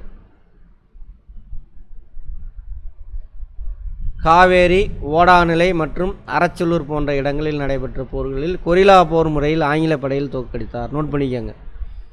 கொரில்லா போர் யார் அட்டாக் பண்ணுவாங்க முதல்ல இந்தியாவில்? மராத்தியர்கள். அவங்க தான் அதை வேலையை இவரே செய்கிறார். இறுதிப் போரின் பொழுது சின்னமலை தனது சமையற்காரர் நல்லப்பன் என்பவரால் காட்டி கொடுக்கப்பட்டதால் 1805 சங்ககிரி கோட்டையில் தூக்கிலிடப்பட்டார். எல்லாமே அவரோட அதை காட்டி கொடுத்தவன் பேர் பாருங்கள், எல்லோரும் பாருங்கள், காட்டி தான் கொடுத்துருப்பானுங்க. அடுத்தது தூக்கிலிடப்பட்ட இடம் இது சங்ககிரி கோட்டை. எந்த வருஷம்? 1805. அவர் பிறந்த ஊர் மேலப்பாளையம். யார்கிட்ட ஃபஸ்ட்டு ஒர்க் பண்ணார்? அவரோட இயற்பெயர் தீர்த்தகிரி. திப்பு சுல்தானுக்கு சப்போர்ட் பண்ணுவார். அப்புறம் இங்கிலீஷ்காரனுக்கு எதிராக சண்டை போடுறாரு.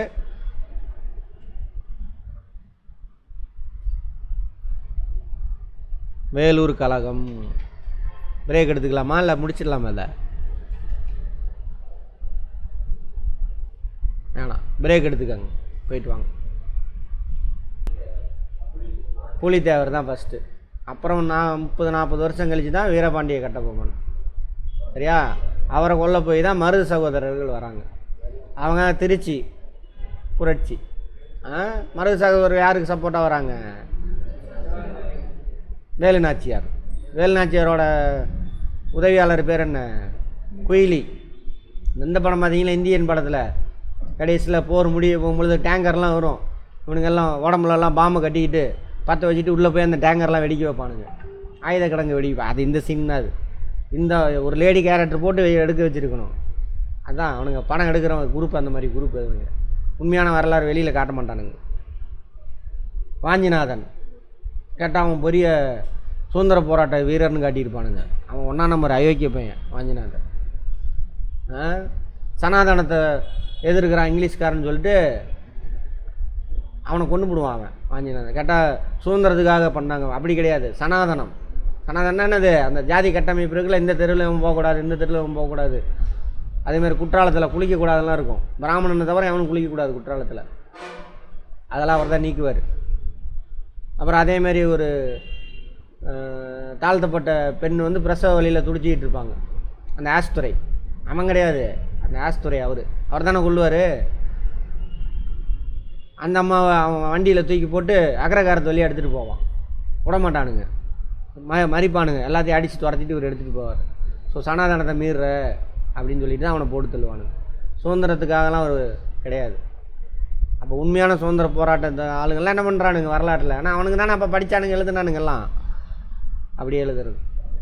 அப்புறம் தான் இங்கிலீஷ்காரன் எழுதுனதுனால தான் இதெல்லாம் நமக்கு கிடைக்குது, இன்னும் கிடைக்காது.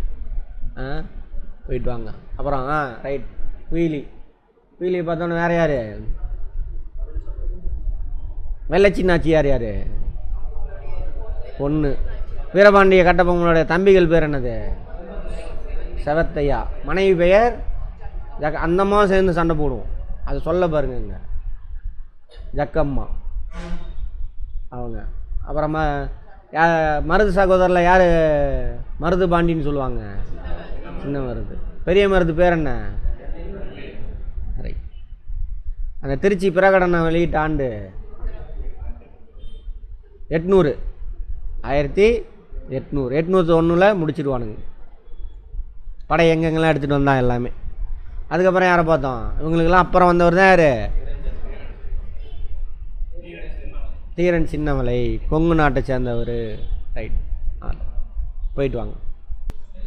ரைட், இப்போ பாளையக்காரர்கள் அவங்களெல்லாம் பார்த்தோம். வேலூர் கழகம், வேலூர் கோட்டையில் தான் ஜெயிலு. பிரிட்டிஷ்காரன் எங்கெங்கெல்லாம் பிணை கைதியாக பிடிக்கிறானோ அவங்கள எல்லாத்தையும் அந்த கோட்டையில் கொண்டு போய் அடைச்சிடுவானுங்க. அங்கே யார் இருக்கா கடைசியாக? திப்பு சுல்தானோட ஃபேமிலி ப்ளஸ்ஸு இந்த பாளையக்காரர்கள் சண்டையில் அரெஸ்ட் ஆனானுங்கள அவங்கெல்லாம் கொண்டு போய் அங்கே அடைச்சிட்றானுங்க. அப்போ இந்த படை வீரர்கள் திப்பு சுல்தான். ராஜா ஃபேமிலி வேறு கிடச்சிருச்சா? ஆல்ரெடி தொடர்பு இருக்குது, அது மொழியும் பிரச்சனை இருக்காது. ஸோ திப்பு சுல்தானுடைய மகளுக்கு கல்யாணம் நடக்கும், அண்ணன் பண்ணி வைப்பாங்க, கோட்டையிலே நடக்கும். அந்த சூழ்நிலையை பயன்படுத்திக்கிட்டு இங்கிலீஷ்காரனுக்கு எதிராக கிளர்ச்சியில் ஈடுபடுவாங்க. சிப்பாய்களே இறங்குவாங்க. ஏன் சிப்பாய்கள் சம்பளம் கொடுக்குறவனுக்கு எதிராக கிளர்ச்சியில் ஈடுபடுறான் அப்படின்னா, அவனுக்கு நம்ம ஆளுங்களை மதிக்க மாட்டானுங்க. ஸ்கின்னு கலரு டார்க்காக இருக்கா ஸோ நம்மளை கேவலமாக நடத்துவானுங்க. அப்புறம் புதுசாக ஏதோ அந்த மீசை, நம்ம ஆளுங்களாம் மீசை வச்சுக்குவான், தாடி வச்சுக்குவாங்க, அதெல்லாம் வைக்கக்கூடாது, வலிக்கணும் அப்படின்றான். அப்புறம் அதேமாதிரி நெத்தியில் நீர் வைக்கிறது அதெல்லாம் கூடாதுன்றான். அப்புறம் கேவலமாக நடத்துறது ரொம்ப நம்மளை. அதேமாதிரி ஒரு குறிப்பிட்ட பதவிக்கு மேலே நம்மளுக்கு ப்ரொமோஷன் கொடுக்க மாட்டானுங்க இதெல்லாம். அப்புறம் புதுசாக ஏதோ ஒரு தலைப்பாய ஏதோ ஒன்று கட்டுவானுங்களாமா, அதே நம்ம ஆளுங்க முண்டாசு கட்டிக்குவானுங்க, அதெல்லாம் கட்டக்கூடாது அப்படிம்பாங்க. ஸோ அதெல்லாம் எதிர்ப்பு. அப்போ ராஜாவோட பரம்பரை அங்கே இருக்கான், அவனோட தலைமையில் சிப்பாய்கள்லாம் கலவரத்தில் ஈடுபடுறாங்க. இதுதான் முதல் சிப்பாய் கழகம். 4ஆம் மைசூர் போருக்கு பிறகு திப்புவின் குடும்பம் வேலூர் கோட்டையில் சிறை வைக்கப்பட்டனர். மைசூரின் ஐதர் அலி, திப்பு சுல்தான் ஆகியோரின் பணியாளர்கள் மற்றும் வீரர்கள் 3000 பேரின் சொத்துக்கள் பறிமுறை செய்யப்பட்டதால் அவர்கள் வேலூருக்கு அருகில் இடம்பெயர்ந்தனர். அவங்க வேலூர்கிட்ட வந்து இருக்காங்க. அங்கே உள்ள ஸ்ரீரங்கப்பட்டினத்தில் சொத்தெல்லாம் பிடிங்கிறானுங்க படை வீரர்கள் அவங்களுக்கெல்லாம் இருந்து.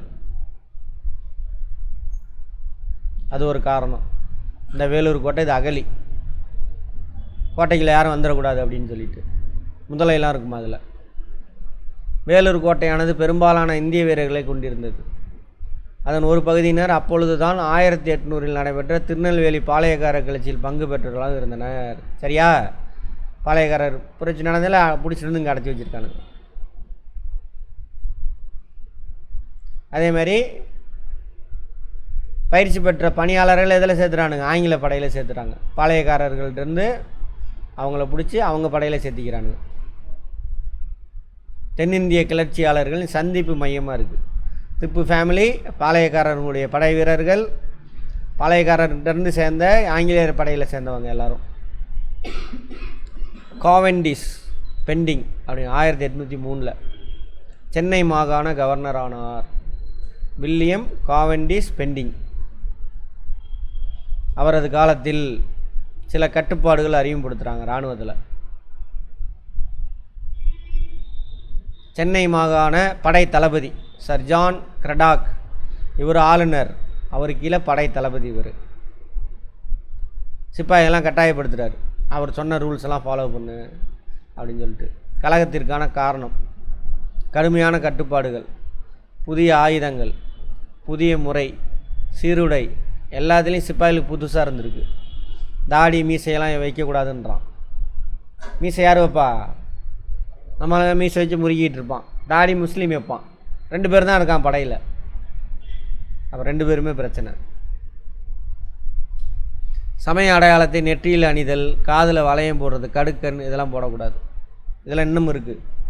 மிலிட்ரியில் போலீஸ்லலாம் இந்த மாதிரி இருக்கக்கூடாது அப்படின்னு இருக்குது ரூல்ஸ். நம்மளாம் ரொம்ப என்ன பண்ணுறான், ரொம்ப கீழ்த்தரமாக நடத்துறது, விலங்குகள் ரேஞ்சுக்கு தான் வச்சுருக்கிறது. இன்னமும் அப்படி ஒரு குரூப் இங்கே நடத்திக்கிட்டு தான் இருக்குது. தெரியல உங்களுக்கு, அது வட இந்தியா போய் பாருங்கள். உடனடி காரணம் இதெல்லாம் உள்ளுக்குள்ளே ஊறிக்கிட்டு கிடக்குது. உடனடி காரணம் 1806 இராணுவ தளபதி அக்னியூ ஐரோப்பிய தொப்பியை ஒத்திருந்த சிலுவை சின்னத்துடன் கூடிய ஒரு புதிய தலப்பாக அறிமுகப்படுத்துகிறார். அக்னி இவர் தான் காரணம், உடனடி காரணம் இவர் தான். தொப்பி அதில் ஏதாவது சிலுவை சின்னம் இருக்குது. சிலுவைன்னா என்னது? கிறிஸ்துவம். இவனுங்க யாராக சைவம் வைணவம், இந்துன்னு சொல்லக்கூடாது, சைவம் வைணவம். அப்புறம் இஸ்லாமியர்கள். ஸோ நம்ம மதத்தை மீறி ஏதோ பண்ணுறானுங்க அப்படின்ற மாதிரி அது ஒரு இது. அதுக்கு பேர் அக்னி தலப்பாகு. இந்து முஸ்லீம் வீரர்கள் ஒன்றாக இதனை எதிர்த்தனர். இதுதான் பிரச்சனையே. கழகத்தின் போக்கு. பெரிய கோட்டை இது. ஆக்சுவலாக வேலூர் ஜெயிலுங்கிறது கோட்டையை தான் ஜெயிலாக மாற்றிட்டானுங்க. ஒரு வாய்ப்பை எதிர்பார்த்து காத்திருக்காங்க. துப்பு குடும்பத்தினரும் இதில் பங்கெடுத்து கொண்டனர். துப்புவின் மூத்த மகனே பதே ஹைதர், நோட் பண்ணிக்கோங்க, அவர் தான் உருவாக்குறாரு, அங்கே இருக்கிறார். ஜூலை 10 விடியற் காலை 1வது மற்றும் 23வது படைப்பிரிவுகளை சார்ந்த இந்திய சிப்பாய்கள் கழகத்தை தொடங்கினர். பதே ஹைதர் இருக்கார்ல, அவர் தலைமையில் தான். படையை வழிநடத்திய கர்னர் பான்கோட் கிளர்ச்சியாளரின் தாக்குதலுக்கு முதல் பலியானார். அங்கே கோட்டைக்குள்ளே இருக்கக்கூடியவங்களெல்லாம் போட்டு தள்ளிடுறானுங்க. இங்கிலீஷ்காரன் இருக்கான்ல, அவனெலாம் காலி பண்ணிடுறாங்க. அப்படி இறந்தவர் யார்? கர்னர் பான்கோட்.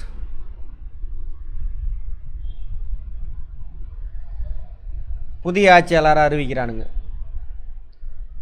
யார? பதே ஹைதர் இருக்கார் இல்லையா, ஹைதர் அலியோட பேரன், அவர் தான் எங்களோட ராஜான்னு அனௌன்ஸ்மெண்ட் பண்ணி ஹைதர் அலியோட அந்த புலி கொடியெலாம் இருக்குல்ல, அதெல்லாம் கோட்டையில் ஏற்றி விட்டுவாங்க. இங்கிலீஷ்காரன் கொடியெல்லாம் இறக்கிடுவாங்க. ஈஸ்ட் இந்தியா கம்பெனி கொடியை நாங்கள் போடுறதுக்கு பாருங்க. புலி அதேமாதிரி மைசூர் புலின்னு யாரை சொல்லுவாங்கன்னு பார்த்தோம், அதெல்லாம் சொல்லாமல் விட்டானுங்க. ஹைதர் அலியா திப்பு சுல்தானான்னு கன்ஃபியூஷன் வரும். திப்பு சுல்தான் தான், அவர் தான் பயன்படுத்துவார். அவரோட ட்ரெஸ்ஸில் புலி இருக்கும், கொடியில் புலி இருக்கும், எல்லாமே திப்பு சுல்தான். கலகம் அடக்கப்படுதல். கோட்டையிலேருந்து அவனை போட்டு தள்ளிட்டானுங்க. யாரை? கர்னர் பான்கோட்டு காலி. அவ்வளோதான். இங்கேருந்து செய்தி எங்கே போகுங்க? பக்கத்தில் சென்னைக்கு. பிரிட்டிஷ்காரன் ஈஸ்ட் இந்தியா கம்பெனியோட படம் எங்கே இருக்கோ அங்கெல்லாம் போகுது. மேஜர் கூட்ஸ் ராணிப்பேட்டைக்கு விரைந்து கர்னல் கில்லஸ்பிக்கு தகவல் கொடுக்குறாரு. அவர் உடனே நேராக அங்கேருந்து வரார், படையை எடுத்துகிட்டு வரார். கர்னல் இவங்களாம் வந்து படை தளபதிகள். கர்னல் அப்படின்னாக்கா அந்த படை, அந்த பட்டம், கேப்டன் அந்த மாதிரிலாம் வருதுல்ல, அது. கிளர்ச்சி படைகள் மீது தாக்குதல் நடத்தி கழகத்தை முழுவதுமாக அடக்கினார். கேட்பாங்க, யார் வேலூர் கழகத்தை அடக்கின படை தளபதி யாருன்னு கேட்பாங்க. யார்? கில்லஸ்பி. யார் கில்லஸ்பி? கிரிக்கெட் வீரர் ஒருத்தர் இருக்கார் தானே, கில்லஸ்பி. இருந்தாரா? இருந்தார். கில்லஸ்பி. வேலூரில் அமைதி ஏற்படுத்தப்பட்டது. யார்? கில்லஸ்பி தான் உருவாக்குறாரு. 113 ஐரோப்பியர்கள் சாகுறாங்க. 350 சிப்பாய்கள் இறந்து போயிடுறாங்க. குறிப்பிடப்பட்ட நிகழ்வு. வேலூர் கழகத்தின் விளைவுகள். அப்போ சிப்பாய்கள் அரசாங்கத்துக்கு எதிராக பிரச்சனை பண்ணுறாங்களா, அப்போ கொஞ்சம் ஆல்ட்ரேஷன்லாம் பண்ணுவாங்க.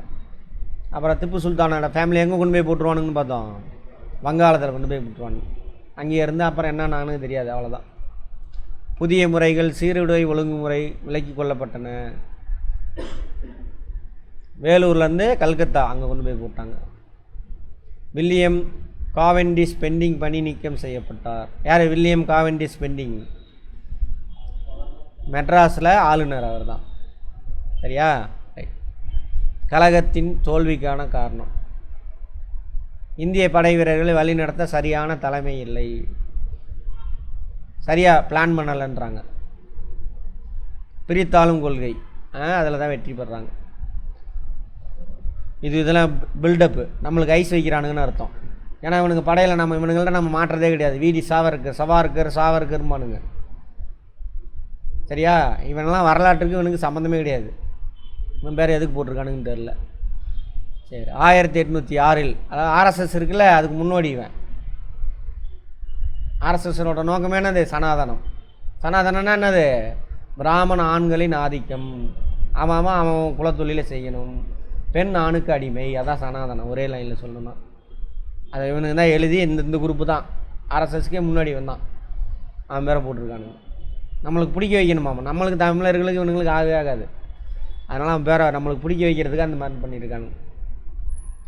வேலூர் கழகத்தை 1857 நடந்ததில் வட இந்தியாவில் முதல் இந்திய சுதந்திர போர் முன்னோடி எது? நம்ம வேலூர் கழகத்தை அப்படின்னு இவர் சொன்னாராமா. வாய்ப்பு இல்லை. சரி, பெரும்புரட்சி 1857. எங்கே இப்போ வேலூரில் நடந்துச்சுல, இதுக்கப்புறம் 50 வருஷம் கழிச்சு தான் அது நடக்குது. எங்கே நடக்குது? வட இந்தியாவில். ஒரே நிமிஷம், மேப் இருக்கா எடுத்துக்கலாம். இங்கே தான் நடக்கும். மெயினான காரணங்கள் என்ன சார் அப்படின்னா, 48 தான் பார்த்துருப்போம். 1848 டாக்ட்ரின் ஆஃப் லேப்ஸ்னு ஒன்று பார்த்தோமா, வாரிசிலப்பு கொள்கை. வாரிசுலப்பு கொள்கை மூலிமா என்ன பண்ணிடுவாங்க, யார் யாருக்கெல்லாம் ஆண் வாரிசு இல்லையோ அவங்க ராஜாங்கத்தெல்லாம் பிரிட்டிஷ்காரன் பிடிக்குவான். அப்போ அந்த ராஜ பரம்பரையை சேர்ந்த அந்த ராணி அல்லது அவனோட தத்தெடுத்த பையன் இவங்கெல்லாம் ரொம்ப கோபத்தில் இருப்பானுங்க. அப்புறம் அவனுக்கு வேலை போச்சுன்னா படை தளபதிக்கும் வேலை போயிடும், படை வீரருக்கெல்லாம் வேலை போயிடும். அவங்கெல்லாம் கொதிச்சு போயிருக்காங்க. இது ஒரு முதல் காரணமாக சொல்கிறாங்க. ஓகேவா? அடுத்தது இன்னொரு வேலையும் சொல்லுவார் வெல்லஸ்லி, நீ ஒழுங்காக நேர்மையான அரசாங்கம் நீ நடக்கலைன்னு சொல்லிட்டு அப்படியே நாட்டை பிடிங்கிடுவார். யார்? டல்ஹௌசி. வெல்லஸ்லி கிடையாது, டல்ஹௌசி. 48 வெல்லஸ்லி 1790 90ஸ்லேயே வந்துட்டு போயிடுவார். அவர் ஒரே வேலை என்னது, சப்சிடரி அலையன்ஸ், துணைப்படை திட்டம். இவர் 48 இவர். அடுத்தது ரெண்டாவது காரணம் பார்த்தீங்கன்னா, கிறிஸ்தவ மதம் அங்கே பரவ ஆரம்பிக்கும். கிறிஸ்தவ பாதிரியார்கள்லாம் வருவாங்க, அது ஒன்று. அப்போ இங்கே உள்ள முஸ்லீம் அல்லாதவர்கள்லாம் என்ன பண்ணுறாங்க, கோபம் அடைகிறாங்க. அப்புறம் மூட பழக்க வழக்கம்லாம் நிறையா இருக்குது, அதெல்லாம் டச் பண்ணுவாங்க. வில்லியம் பென்னிங் வந்துருப்பார் இதுக்கு முன்னாடி. இதில் விதவை மறுமணத்தை சட்டம் கொண்டு வருவார், சதியை ஒழிக்கிறதுக்கு சட்டம் கொண்டு வருவாங்க, சரியா, குழந்தை திருமணத்துக்கு எதிராக சட்டம் கொண்டு வருவாங்க. அப்போ நம்மளுடைய பழக்க வழக்கத்துக்கு எதிராக அவன் சட்டம் கொண்டு வரான், என்னாவது அவன் மேலே போவோம். அப்புறம் இதை ஏன் சார் சிப்பாய் கழகம் அப்படின்னாக்க, ஃபஸ்ட்டு சிப்பாய்கள் தான் கலவரத்தில் ஈடுபடுவாங்க. சேம் வேலூர் மாதிரியே சிப்பாய்களுக்கு நம்மளை மாதிரியே இந்த மாதிரி யூனிஃபார்மு, ஒரே மாதிரி யூனிஃபார்மு, தலப்பா கட்டாதங்கிறது, மரியாதை இல்லாமல் நடத்துறது, இதெல்லாம் உடனடி காரணம். 1857 சிப்பாய் கழகத்துக்கு உடனடி காரணம் என்ன சார் அப்படின்னா, இதெல்லாம் உள்ள ஊறி கிடக்குது, எல்லாத்துக்கும் கொந்தளிச்சு போயிருக்காங்க. உடனடி காரணம் இங்கே எப்படி அந்த தலப்பா அக்னியும் தொப்பி அது மாதிரி, அங்கே உடனடி காரணம் என்ன சார்னாக்கா, என்ஃபீல்டு துப்பாக்கின்னு ஒரு துப்பாக்கி. இப்போ மாதிரிலாம் காக் பண்ணிலாம் உடனே ஃபயர் பண்ண முடியாது. பழைய படம் பார்த்தீங்கன்னா தெரியும், குண்டை வாயில் கட்டிச்சு அதுக்கப்புறம் அதை துப்பிட்டு புல்லட்டை என்ன பண்ணுவார், ரைஃபிளில் உள்ளே சொருவாங்க. அந்த கடித்து துப்புறாங்களா அந்த மூடி, காலி கேஸ் அப்படிம்பாங்க. அது வந்துட்டு கொழுப்பால் ஆனது. எந்த கொழுப்பு சார்? பன்னி கொழுப்பு, மாட்டு கொழுப்பு, இதனால் ஆனது. மாட்டு கொழுப்பு அந்த சைவ வைணவ பிரிவினருக்கு ஆகாது, பன்னி கொழுப்பு யாருக்கு ஆகாது, முஸ்லீம்களுக்கு ஆகாது. ஸோ அதை எதிர்ப்பாங்க. அப்படி எதிர்த்தார் ஒருத்தர் இந்த பாரக்பூரில், மங்கள் பாண்டே எதிர்த்து ஆஃபீஸரை கூட சண்டை போட்டு ஆஃபீஸரை சுட்டு கொண்டு போடுவார் மங்கள் பாண்டே. உடனே அவரை விசாரணை பண்ணி அவங்கள தூக்கில் போட்டுருவாங்க. யாரை? சிப்பாய் மங்கள் பாண்டே என்ற சிப்பாய். இது தெரிஞ்ச உடனே இங்கே ஃபுல்லாக என்ன ஆகுது, மீரட்டு இங்கெல்லாம் தெரிஞ்சிடும், இந்த மாதிரி சிப்பாயே ஒருத்தன் இங்கிலீஷ்காரன் கொண்டு விட்டானுங்க வேணுன்னு. அது தெரிஞ்ச உடனே சிப்பாய்கள்லாம் கலவரத்தில் ஈடுபடுவாங்க. அப்போ முதல்ல மீரட், இங்கே உள்ள சிப்பாய்கள் நியூஸ் தெரிஞ்சு கலவரத்தில் ஈடுபட்டு அங்கே இருந்து விடிகிறதுக்குள்ளே டெல்லி வந்து, டெல்லியில் பாவம் கடைசி முகலாய மன்னர் 2ஆம் பகதூர் ஷா, அவர் வாழ தூங்கிட்டு இருப்பார், வயசான ஆள், பென்ஷன் வாங்கிட்டு தூங்கிட்டு இருப்பார். அவரை கதவை தட்டி என்னமோ ஏதோன்னு திறந்து பார்த்தாக்க எல்லாம் சிப்பாய்களாக கூட்டமாக வந்து நிற்கிறானுங்க. நின்றுட்டு இவர் தான் எங்கள் ராஜான்னு அனௌன்ஸ்மெண்ட் பண்ணிடுறானுங்க. யார்? நம்ம ஆளுங்க. அது முஸ்லீம் இந்து எல்லாருமே சேர்ந்து. அவர் சரிப்பா அப்படின்ட்டுருவார். அப்புறம் வெள்ளைக்காரன் படையெல்லாம் எடுத்து இது தெரிஞ்ச உடனே எங்கே எந்தெந்த ஜான்சியில், கல்ஃபி, குவாலியார், இங்கே எல்லா இடத்துலையுமே அந்த வாரிசிலப்பு கொள்கை மூலமாக நாட்டை இழந்தாங்கள்ல, அவங்க தலைமையில் அந்தந்த ஏரியாவில் இருந்த படை வீரர்கள், வேலை இழந்தவங்க எல்லாம் சேர்ந்து கலவரத்தில் ஈடுபட ஆரம்பிச்சிருவாங்க. அதுக்கப்புறம் எல்லா ஏரியாவிலேருந்து படையெல்லாம் கொண்டுட்டு வந்து பிரிட்டிஷ்காரன் ஒவ்வொரு ஏரியாவுக்கும் ஒவ்வொரு படை தளபதியை போட்டு ஆள் அனுப்பி எல்லா கலவரத்தையும் அடக்குவான். அடக்கிட்டு தலைவர்லாம் முடிஞ்சளவு கொண்டுருவாங்க. ஒரு சில தலைவர் தப்பிச்சு ஓடி போயிடுவானுங்க. வாடி நீ உனக்கு பென்ஷன் தானே கொடுத்துட்டு இருந்தேன் முகலாய மன்னர், நீ சேட்டை பண்ணுறியா, உனக்கு தலைவராக பதவி ஏற்றுக்குவியா, சரி உன்னை இங்கே விடக்கூடாதுன்னு சொல்லிட்டு அதோட அவர் தூக்கிட்டு வந்து மியான்மரில் இங்கே அடைச்சிடுவாங்க வீட்டு காவலில். மியான்மர் அவங்க கண்ட்ரோலில் தான் இருக்கும். யார்? இரண்டாம் பகதூர் ஷா. அவர் தான் கடைசி முகலாய மன்னர். பென்ஷன் வாங்கிட்டு இருப்பார், அவ்வளோதான். அடைச்சிட்டு கலவரத்தெல்லாம் அடக்கியாச்சு. அப்போ யாருமா கவர்னர் ஜெனரலு? இவர் போயிடுவார், டல்ஹௌசி போயிடுவார். அதேமாதிரி ரயில்வே ட்ராக்லாம் போடுவார், டல்ஹௌசியே போட்டுருவார். 48லேருந்து 54 வரைக்கும் இருப்பார்னு நினைக்கிறேன். அதுக்கப்புறம் இன்னொருத்தர் வரும், அவர் பேர் என்ன, பெண்டிங்லாம் முன்னாடியே போயிட்டார். யார் காலத்தில் கலகம் நடக்கும்? சிப்பாய் கலகம். காணிங். காணிங் பிரபு பாவம், அவர் எல்லா வேலையும் செஞ்சுட்டு போயிடுவார். யார்? William Bentinck. அதோட தாக்கெல்லாம் இவர் பீரியடில் வந்துடும். இவர் தான் கடைசி இந்திய கவர்னர் ஜெனரல் அப்படிம்பாங்க, காணிங். பிரிட்டிஷ் கவர்மெண்ட்டுடைய கவர்னர் ஜெனரல் ஆஃப் இந்தியா, கடைசி கவர்னர் ஜெனரல் ஆஃப் இந்தியா. அதெல்லாம் இல்லாமல் பண்ணி விட்டானுங்க. தலைமை ஆளுநர், இந்திய தலைமை ஆளுநர், இந்திய தலைமை ஆளுநர். இங்கிலீஷில் கவர்னர் ஜெனரல் ஆஃப் இந்தியா.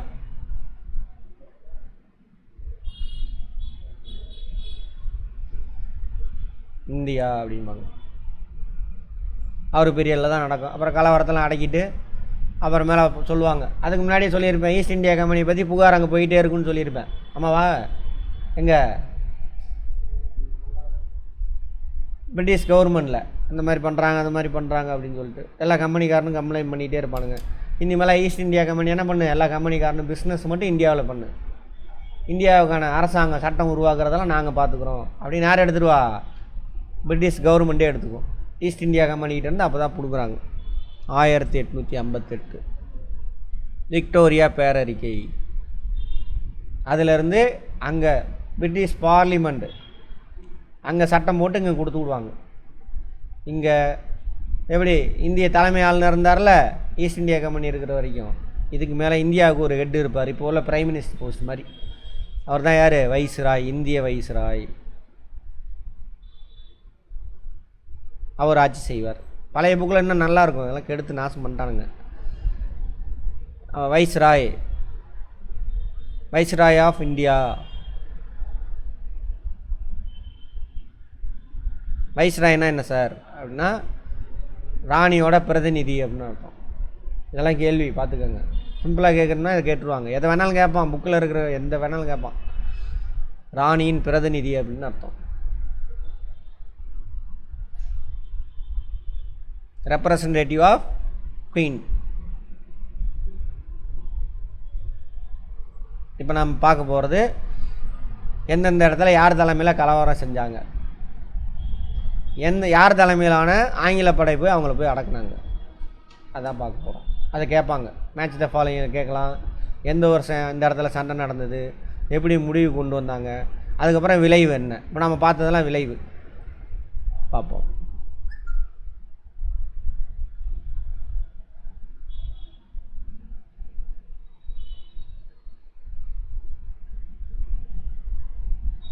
இந்தியாவில் ஆங்கிலேயர்களை அச்சுறுத்தும் வகையில் நடைபெற்ற ஆரம்பகால கலகங்கள் வெற்றி பெறவில்லை. நம்ம பண்ணதெல்லாம் தென்னிந்தியாவில் தான் பண்ணியிருக்கோம் முதல்ல. எனவே அது 1857ஆம் ஆண்டு புரட்சிக்கு வழிகோலியது. அதன் மூலம் கம்பெனி அதன் நாட்டிற்கு திரும்பி செல்லவும் ஆங்கிலேயர்களின் ஆட்சியை மக்களின் பெரும்பாலானோர் ஏற்கவில்லை என ஆங்கிலேயர்களை எண்ணவும் செய்தது. ஈஸ்ட் இந்தியா கம்பெனியை சொல்கிறாங்க, நம்மளோட ஆட்சி இங்கே உள்ள மக்களுக்கு பிடிக்கல, ஆங்கில கிழக்கிந்திய கம்பெனி ஸோ நம்மளை போக சொல்கிறாங்கிற விஷயம் அவங்களுக்கு தெரிஞ்சுதுன்ற மாதிரி சொல்கிறாங்க. 1857ஆம் ஆண்டு புரட்சியானது காலனி ஆட்சியினுடைய பண்பு மற்றும் கொள்கையின் விளைவாக உருவானது. காலனி ஆட்சின்னா என்னது? ஒரு நாடு இன்னொரு நாட்டை போய் பிடிச்சி அவன் நாட்டு மக்களை ரூல் பண்ணுறது, அதுக்கு காலனி. இம்பீரியலிசம் அப்படின்னு சொல்லுவாங்க. காலனி இங்கிலீஷில் கலோனியலிசம் அப்படிம்பாங்க. ஓகேவா? அவனுக்கு சாதகமாக நம்மளை பயன்படுத்திக்கிறது. அடுத்தது ஆங்கிலேயரின் விரிவுபடுத்தப்பட்ட கொள்கைகள், பொருளாதார சுரண்டல், விவசாயம்லாம் ஏமாற்றி என்ன பண்ணுவான்னு பார்த்தோம், கம்மி விலையில் விவசாயம் செய்ய வைக்கிறது, விளைபொருளை உற்பத்தி பண்ணி வாங்கிக்கிறது, சரியா. மற்றும் நிர்வாக புதுமைகள், இதில் நிறைய நல்ல விஷயம் நடந்திருக்கு. நிர்வாக புதுமைகள்லாம் பார்த்தீங்கன்னா இப்போ எல்லோரும் படிக்கிறோம்ல, அதெல்லாம் அவன் கொண்டு வந்தது தான். ஜாதி கட்டமைப்பு உடையிறதுக்கு பேஸ் அவன் தான். தமிழ்நாட்டிலையும் கூட அவன் தான் காரணம். இன்னும் உடையலை, வட இந்தியாலாம் உடையலை, முட்டாள. அதனால தான் இந்தியை படிக்க வச்சு முட்டாளே வச்சுருக்கானுங்க. ஏன்னா இந்தி யாரோடையும் தாய்மொழி கிடையாது. அப்போ என்ன பண்ண மாட்டான், ஒரு மண்ணும் புரியாது, அதில் என்ன சொல்ல வரான்னு தெரியாது, மனப்பாடம் பண்ணி எழுதுவானுங்க, ஒப்பிப்பானுங்க. அதனால தான் இன்னும் அவனுங்களாம் அப்படி இருக்கானுங்க. நம்ம ஓரளவுக்கு சேஃப் ஆகிட்டோம் தாய்மொழியில் படித்ததுனால, கொஞ்சம் பரவாயில்ல. தாய்மொழி படிங்களே, அப்படியே புரியும், அர்த்தம் புரியும், உள்ள அர்த்தம் யாருமே சொல்லித்தர வேண்டாம். 50% 70% புரிஞ்சிடும், வார்த்தையிலே அர்த்தம் இருக்கும். அந்த வேலையை பண்ணியிருக்காங்க. ஒட்டுமொத்த விளைவு அதான் புதுமைகள் நிறையா. அதேமாதிரி சதி ஒழிப்பு, குழந்தை திருமணம், அது ஒழிப்பு. அப்புறம் சதி ஒழிப்பு தெரியும்ல, வீட்டுக்காரன் செத்து போயிட்டாங்கன்னா கையை காலை கட்டி கொண்டாட்டி தூக்கி நெருப்பில் போட்டுருவானுங்க. அதுவும் குழந்தை திருமணம், திருமணம்னா என்னன்னே தெரியாது, சின்ன வயசில் கல்யாணம் பண்ணி வச்சுருவானுங்க. பருவம் வந்ததுக்கப்புறம் தான் பெண் அவளுக்கு எவனை பிடிக்குதோ அவன் கூட சேர்ந்து வாழ்கிறது. அதுக்கு முன்னாடியே கல்யாணம் பண்ணி வச்சுருவாங்க. அப்புறம் வேறு வழி இல்லாமல் பிடிக்காமல் வாழ்வாங்க கடைசி வரைக்கும். பாவம் யார், பெண்கள். ஆண்கள் இந்த பொண்ணு பிடிக்கலனா இவளையும் இங்கேயே வீட்டில் அடிமையாக கடன்ட்டு இன்னொரு கல்யாணம் பண்ணிக்குவான். ஆனால் பெண்களுக்கு அப்படி கிடையாது, சரியா. அப்படியான சூழல்லாம் இருக்குது. அதெல்லாம் மாறுது. யார் மாத்திரா, இங்கிலீஷ்காரன் தான் மாத்திரான். அப்புறம் ரயில்வே ட்ராக் போடுறது, அதேமாரி ஒரே நாடாக மாறுது. இப்போ தான், இதுக்கு முன்னாலாம் ஒரே நாடாலாம் இருந்ததில்லை, ஒரே நாடாக மாறுது. ரயில்வே ட்ராக் போடுறது, போஸ்ட் ஆஃபீஸு, ஏகப்பட்ட விஷயம் நடக்கும். இந்தியாவின் அனைத்து அரசர்கள் நிலைமையிலும் மோசமான பாதிப்புகளை ஏற்படுத்து. அரசர்களுக்கு எப்பயுமே பணக்காரனுக்கு பிரச்சனை வந்தால் தான் என்ன ஆகும், இந்த சமூகம் கதறும், பத்திரிக்கையாரெலாம் எழுதுவான், எல்லாம் நடக்கும். புரட்சிக்கான காரணங்கள், பொருளாதார ரீதியான சுரண்டல் கொள்கை. சொன்னாலே நம்ம நாட்டு இருந்து பருத்திலாம் கம்மி விலைக்கு வாங்கிக்கிறது, அங்கே போய் நெஞ்சு மெஷினை வச்சு நெஞ்சு நம்ம நாட்டிலே கொண்டு வந்து வைக்கிறது. இதனால் நம்ம விவசாயிக்கு வருமானம் குறைஞ்சி போச்சு. இன்னொன்று, நம்ம நெசவாளர் இருக்கான்ல, அவன் துணியோடு அவன் கம்மி ரேட்டில் அவன் வந்து விற்பான். நெசவாளருக்கு வேலை இல்லாமல் போச்சு, வேலை இல்லாமல் இருப்பானுங்க. அப்புறம் என்ன பண்ணுவானு, இங்கேயே ஒரு ஃபேக்ட்ரியை உருவாக்குவான், அதில் கம்மி ரேட்டில் நம்ம ஆளுங்களை வேலைக்கு சேர்த்துறது, அவங்க ஊரில் நெய்யறதுக்கு போதும் இங்கேயே நெய்யறது. அல்டிமேட் டைம் என்னது, லாபம். கம்பெனியோட நோக்கம் என்னவாக இருக்கும், லாபம் சம்பாதிக்கிறது. அவன் வேலையாக செஞ்சுக்கிட்டான். அனைத்து பிறகும் காயப்படுத்தியது, அதிகப்படியான வரி விதிப்பு. அதேமாதிரி நம்ம நாட்டு பொருளுக்குன்னா வரி போடுறது, நம்ம நாட்டு பொருள் வருதில்ல, அதுக்கு வரி கிடையாது. அதெல்லாம் அந்த 23ஆம் புலிகேசில் வரும் பாருங்க. அதே மாதிரி வரி வசூல் பயங்கர கடுமையான முறை. விவசாயிகளை பற்றி நேற்றே பார்த்துருப்போம். வாரிசு இழப்பு கொள்கை பார்த்துட்டோம் நேற்றே. துணைப்படை திட்டம், இதெல்லாம் பல கட்டுப்பாடுகள்னால என்ன ஆகுது, மக்கள் ரொம்ப அதிருப்தி அடைகிறாங்க. அயோத்தி இணைச்சிக்குவாங்க. அதாவது வாரிசு இல்லைன்னு சொல்லிட்டு அயோத்தி இருக்காங்களே நவாப்பு, அந்த ராணி தான் ஆட்சி செஞ்சிட்டு இருக்கு, பையனை உட்கார வச்சுட்டு, அவன் தத்தெடுத்த பையன் போடான்னு இணைச்சிக்குவாங்க. இல்லை, அயோத்தி இணைச்சது வந்துட்டு, அதாவது என்ன சொல்கிறான்னா, நீ ஒழுங்காக நேர்மையாக அரசாங்கம் நடத்தலைன்னு இணைச்சிக்குவாங்க. அயோத்தி இணைச்சது காரணம் அதெல்லாம். கிறிஸ்துவ சமய பரப்பு குழுவினர் மத மாற்ற நடவடிக்கை. அவங்க வருவாங்க, சர்ச்சு ஓப்பன் பண்ணுவாங்க, எல்லாம் பண்ணுவாங்க. ஆனால் யாரையும் ரொட்டிக்காகலாம் யாரெல்லாம் மதம்லாம் மாறல, சரியா. ஏசு கிறிஸ்து இருக்காருப்பா, இறை தூதர்ப்பா, எல்லோரும் சமம்பா, எல்லோரும் படிக்கலாம்பா அப்படின்னு சொல்கிறானுங்க. அதுக்கு முன்னாடி எப்படி என்ன மனிதன் நம்ம கூட்டம் ஜாதி கட்டமைப்பில் ஒருத்தனை அடிமையாக வச்சுக்கிட்டு ஒரு 1.5% ஆண்கள் மேலே யார், அவன் மட்டும் எல்லாத்தையும் அனுபவிச்சுக்கிட்டு ஏக போகமாக இருக்கிறது, மற்றவெல்லாம் அவனுக்கு அடிமை, சரியா. கோயில் கட்டுவீங்க நீங்கள் தான், அந்த கோயிலை பிடிச்சிக்கிட்டு அதை தீட்டு கழிக்கிறேன்னு தண்ணியை ஊற்றிட்டு அதுக்கப்புறம் உங்களை யாரையும் விட மாட்டேன் உள்ள. எல்லாம் கடவுளுக்கு அடிமை தானே, எல்லோரும் கடவுள் இல்லைன்னா அவ்வளோதான். அப்போ கடவுளையும் தொட விட மாட்டாங்கிறான். கேட்டால் கடவுள் பேரை தான் சொல்கிறான், கடவுள் தான் அவனை அப்படி வச்சுருக்கான் அப்படின்னு சொல்லிடுறான். அதே அவனுங்க வரானு யார், இஸ்லாமியர்கள் கிறிஸ்தவர்கள் வராங்க, எல்லோரும் சமான்றான். நம்மளை மனுஷனாவே மதிக்கலை, இங்கே ஏண்டா இருக்கணும்னு சொல்லிட்டு சூடு சொரணை வந்தவங்களாம் அங்கே ஓடி போயிடுறான். அப்படி தான் மதம் மாறினாங்க. அதே மீறி அறியாமையில் இருக்கிறவங்க தான் இன்னமும் இருக்கிறாங்க அந்த மாதிரி. ஆனால் அப்படின்னு சொல்லிட்டானுங்க, சரியா. அடுத்து மேலும் சமய தலைவர்கள் மற்றும் இஸ்லாமிய சமய அறிஞர்கள் ஆங்கில ஆட்சிக்கு எதிராக அதிருப்தி வெளிப்படுத்தினர். இங்கே உள்ள இஸ்லாமியர்களும் மற்ற சமயத்தை சார்ந்தவங்களும் சதி ஒழிப்பு, பெண் சிசு கொலை இதெல்லாம் இங்கேருந்து மோசமான நடைமுறை எப்போ உருவானது? வேத காலத்தில் உருவானது. அதுக்கப்புறம் கொஞ்சம் புத்த மத சமண மத காலத்தில் இல்லாமல் இருக்கும். மீண்டும் முந்தைய இடைக்கால இந்தியாவில் கடவுள் பேரை சொல்லியே இதெல்லாம் உள்ளே பூந்துடும். அப்போ இதிலேருந்து இன்னையிலேருந்து எவ்வளவு 1600 வருஷத்துக்கு முன்னாடி கிபி 600லேருந்து சமுதாயத்தில் ஊறி போய் கிடக்குது. இதெல்லாம் விதவை மறுமணம், இது ரெண்டையும் ஒழிப்பாங்க. விதவைக்கு மறுமணம் செஞ்சு கொடுப்பாங்க. இது ஒரு மோசமானது சொல்லியிருப்பேன். இந்தியாவை தவிர வேறு எங்கேயுமே கிடையாது இந்த மாதிரி ஒரு கல்யாணம் பண்ணுறாங்க. வீட்டுக்காரர் இறந்துட்டார் அப்படின்னா ஒன்று தூக்கி சிதையில் போட்டுருவாங்க. அப்படி இல்லைனா கல்யாணம் பண்ணிக்காமே இருக்கணும் கடைசி வரைக்கும். யார்? பெண்கள். அதுவும் கல்யாணம் பண்ணிக்காமல் ஜாலியெல்லாம் சுற்ற முடியாது. வீட்டுக்குள்ளே ஏதாவது ஒரு மூலையில் அடைச்சி வச்சுருவாங்க. நேரத்துக்கு சாப்பாடு மட்டும் கொடுப்பாங்க. நல்லது கெட்டதுக்கு எதுக்குமே நீங்கள் வெளியில் வரக்கூடாது. இப்போ கூட இருக்கும் பாருங்கள், அதாவது அந்த பழக்கம் அப்படியே தொடர்ந்து வருது. தாலி எடுத்தவ அவ்வளோ கூடாத தாலி எடுத்தவ அப்படிம்பாங்க. இவ்வளோ கடந்துமே கிராமத்துலலாம் இருக்கும் பாருங்கள். அதான் விதவை அந்த மாதிரி. அதெல்லாம் அவங்களாம் மறுமணம் செய்யலாம் அப்படின்னு சட்டம் கொண்டு வராங்க. பெண் கல்விக்கான ஆதரவு. பெண்ணு மட்டும் இல்லை, எல்லாரும் கல்வி கற்றுக்கலான்றான். எல்லாத்துக்கும் கல்வி கிடையாது, இவனுக்கு தான் கொடுக்குறானுங்க. இங்கே ஒருத்தர் மீசையை முறுக்கிட்டு கத்திட்டு கிடக்கிறான் ஊன்னு. நம்மளாம் ஒழுங்காக படிக்காதனால ஆங்கிலேயர் தான் நமக்கு கல்வி கொடுத்தானா, அதை கொடுத்தானா? ஆமாம், அவன் தான் கொடுத்தான், எழுதிக்கங்க. 1500 வருஷமாக மறுக்கப்பட்டது. அவன் தான் கொடுத்தான். பிராமண ஆண்களை தவிர வேறு அவனும் கல்வி கற்க முடியாது. அந்த கல்வியும் டுபாகூர் கல்வி. என்னென்னு பார்த்தோம் கல்வினா, அந்த மந்திரங்களை மனப்பாடம் பண்ணி ஓதுறது. அதுக்கு என்ன அர்த்தம் எதுனே தெரியாது. மந்திரத்தை மனப்பாடம் பண்ணி ஓதுவான், அவ்வளோதான். சரி, அதான் பொதுக்கல்விங்கிறது. பொதுக்கல்வினா என்ன அர்த்தம்? எல்லோரும் படிக்கலாம். சமயம் சாராத இன்றைக்கி கண்டுபிடிச்ச விஷயங்கள் உலகத்தில் உண்மையான விஷயம் இருக்குல்ல, அதை பற்றி. அது கூட இப்போ தமிழ்நாடு சிஎம் ஏதோ பேசியிருப்பார். கல்வி நிறுவனங்களில் முட்டாள்தனமாக இந்த மாதிரி விஷயம்லாம் போதிக்காதீங்க. அறிவியல் பூர்வம்னா என்ன அர்த்தம்? ஏன், எதற்கு, எப்படின்னு கொஸ்டின் கேட்டு ப்ரூவான விஷயத்தை மட்டும் கற்றுக் கொடுங்க அப்படின்னு சொல்லியிருப்பார். அந்த அந்த ஸ்பீச்சுக்கு வந்து வேல்யூ அதிகம், பயங்கரமானது. அதான் போட்டு ட்ரோல் பண்ணிகிட்டு இருக்கானுங்க பாருங்கள். உத்தரப்பிரதேசில் மாட்டுச்சாணியை எல்லா ஆஃபீஸுக்கும் பெயிண்ட் எடுறான்றான்.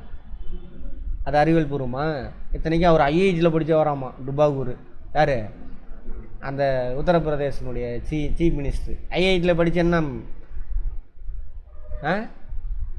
கேட்டால் இந்தியாவிலேயே பயங்கரமான கல்வி நிறுவனமானுங்க. அதில் படித்த அவன் மண்டையில் என்ன இருக்குது? மாட்டுச்சாணி தான் இருக்குது. அது அறிவியல் பூர்வமானதா? அதில் இல்லை, எங்கேயோ போயிட்டுருக்குது உலகம். சரி, அதெல்லாம் மாற்றுறாங்க. ஆதரவு போன்ற இதுக்கெல்லாம் ஆதரவு. ஸோ நம்ம கலாச்சாரத்தில் ஐரோப்பியர் தலையிடுறாங்கன்னு சொல்லிட்டு கொந்தளிக்கிறாங்களாமா. இதெல்லாம் நல்ல விஷயம். ஆனால் நல்லதா கெட்டதா? சரி. இந்திய சிப்பாய்கள் ஆங்கில அதிகாரிகள் தாழ்வாகவும் அவமரியாதையும் நடத்தப்பட்டனர். கதையை கேட்டுட்டோ அதே தான் சொல்லிகிட்டு இருக்காங்க. ஆங்கில வீரர்களை காட்டிலும் இந்திய வீரர்கள் குறைவான ஊதியம், சம்பளம் நமக்கு ரொம்ப கம்மி. இராணுவ பதவி உருவுகள் அனைத்துமே இந்திய வீரர்களுக்கு மறுக்கப்பட்டு அவங்க பெரிய, அதான் சொன்னல, எது வரைக்கும் தான் இருக்கலாம்? அவில்தார் வரைக்கும் போகலாம் இந்திய வீரர்கள். மேக்சிமம் 4வது ரேங்க் வரைக்கும் போகலாம். சுபேதார் வரைக்கும் 4வது ரேங்க். 2 ஸ்டார் வைப்பாங்க சுபேதார்னா. அதுக்கு மேலே போக முடியாது. அன்றைக்கே சொல்லியிருப்பேன். அப்போ இதெல்லாம் மறுக்கப்படுது. உடனடி காரணம் என்ஃபீல்டு துப்பாக்கி. எதை வேணாலும் கேள்வியாக கேட்பான், பார்த்துக்கோங்க. ஸ்டேட்மெண்ட்டில் கதையாக புரிஞ்சிட்டு வாங்க. மனப்பாடம் பண்ணாதீங்க. ஃபேக்டை மட்டும் எடுத்து அப்பப்போ எப்போ நடந்தது, இந்த சிப்பாய்க்கெல்லாம் நடந்துச்சுப்பா வட இந்தியாவில், ஏன் நடந்துச்சு, இதெல்லாம் கான்செப்ட்டு. எந்த வருஷம் நடந்துச்சு, ஃபேக்ட்டு. அதுதான் ஃபேக்ட்டு. சரியா? உடனடி காரணம் என்ன, அது ஃபேக்ட்டு. என்ஃபீல்டு ரக துப்பாக்கி. மற்றதெல்லாம் என்னது, கான்செப்ட்டு. ஸ்டேட்மெண்ட்டில் கேட்பான். அதை மட்டும் எடுத்து பார்த்துக்கணும். ஏதோ ஒரு துப்பாக்கி வகை சொல்லுவாங்களே, எடுத்து போய் பாரு, மறக்காது. அதோட கதையெல்லாம் டிஸ்கஸ் பண்ணிவிட்டு யோசித்து பார்த்துட்டு கதையை. சரியா? ரைட். இந்த வகை துப்பாக்கியில் குண்டுகள் நிரப்புவதற்கு முன் அதன் மேலுறையை பற்களால் கடித்து நீக்க வேண்டும். காளிக்கு சொன்னேன் இல்லையா, அது. அதன் மேலுறையில் பசுவின் கொழுப்பு, பன்றியின் கொழுப்பு தடவப்பட்டிருந்தது. எனவே இதனை இந்திய சிப்பாய்கள் தங்கள் மத உணர்வை புண்படுத்துவதாக கருதினர். அந்த கதை தான். புரட்சியில் ஈடுபட்டனர். இவ்வாறு கொழுப்பு தடவப்பட்ட தோட்டாக்கள் புரட்சிக்கு அடிப்படை மற்றும் உடனடி காரணமாக இருந்தது. இந்த காரணம் ஓகேவா. அடுத்து கலகத்தின் தோற்றம்.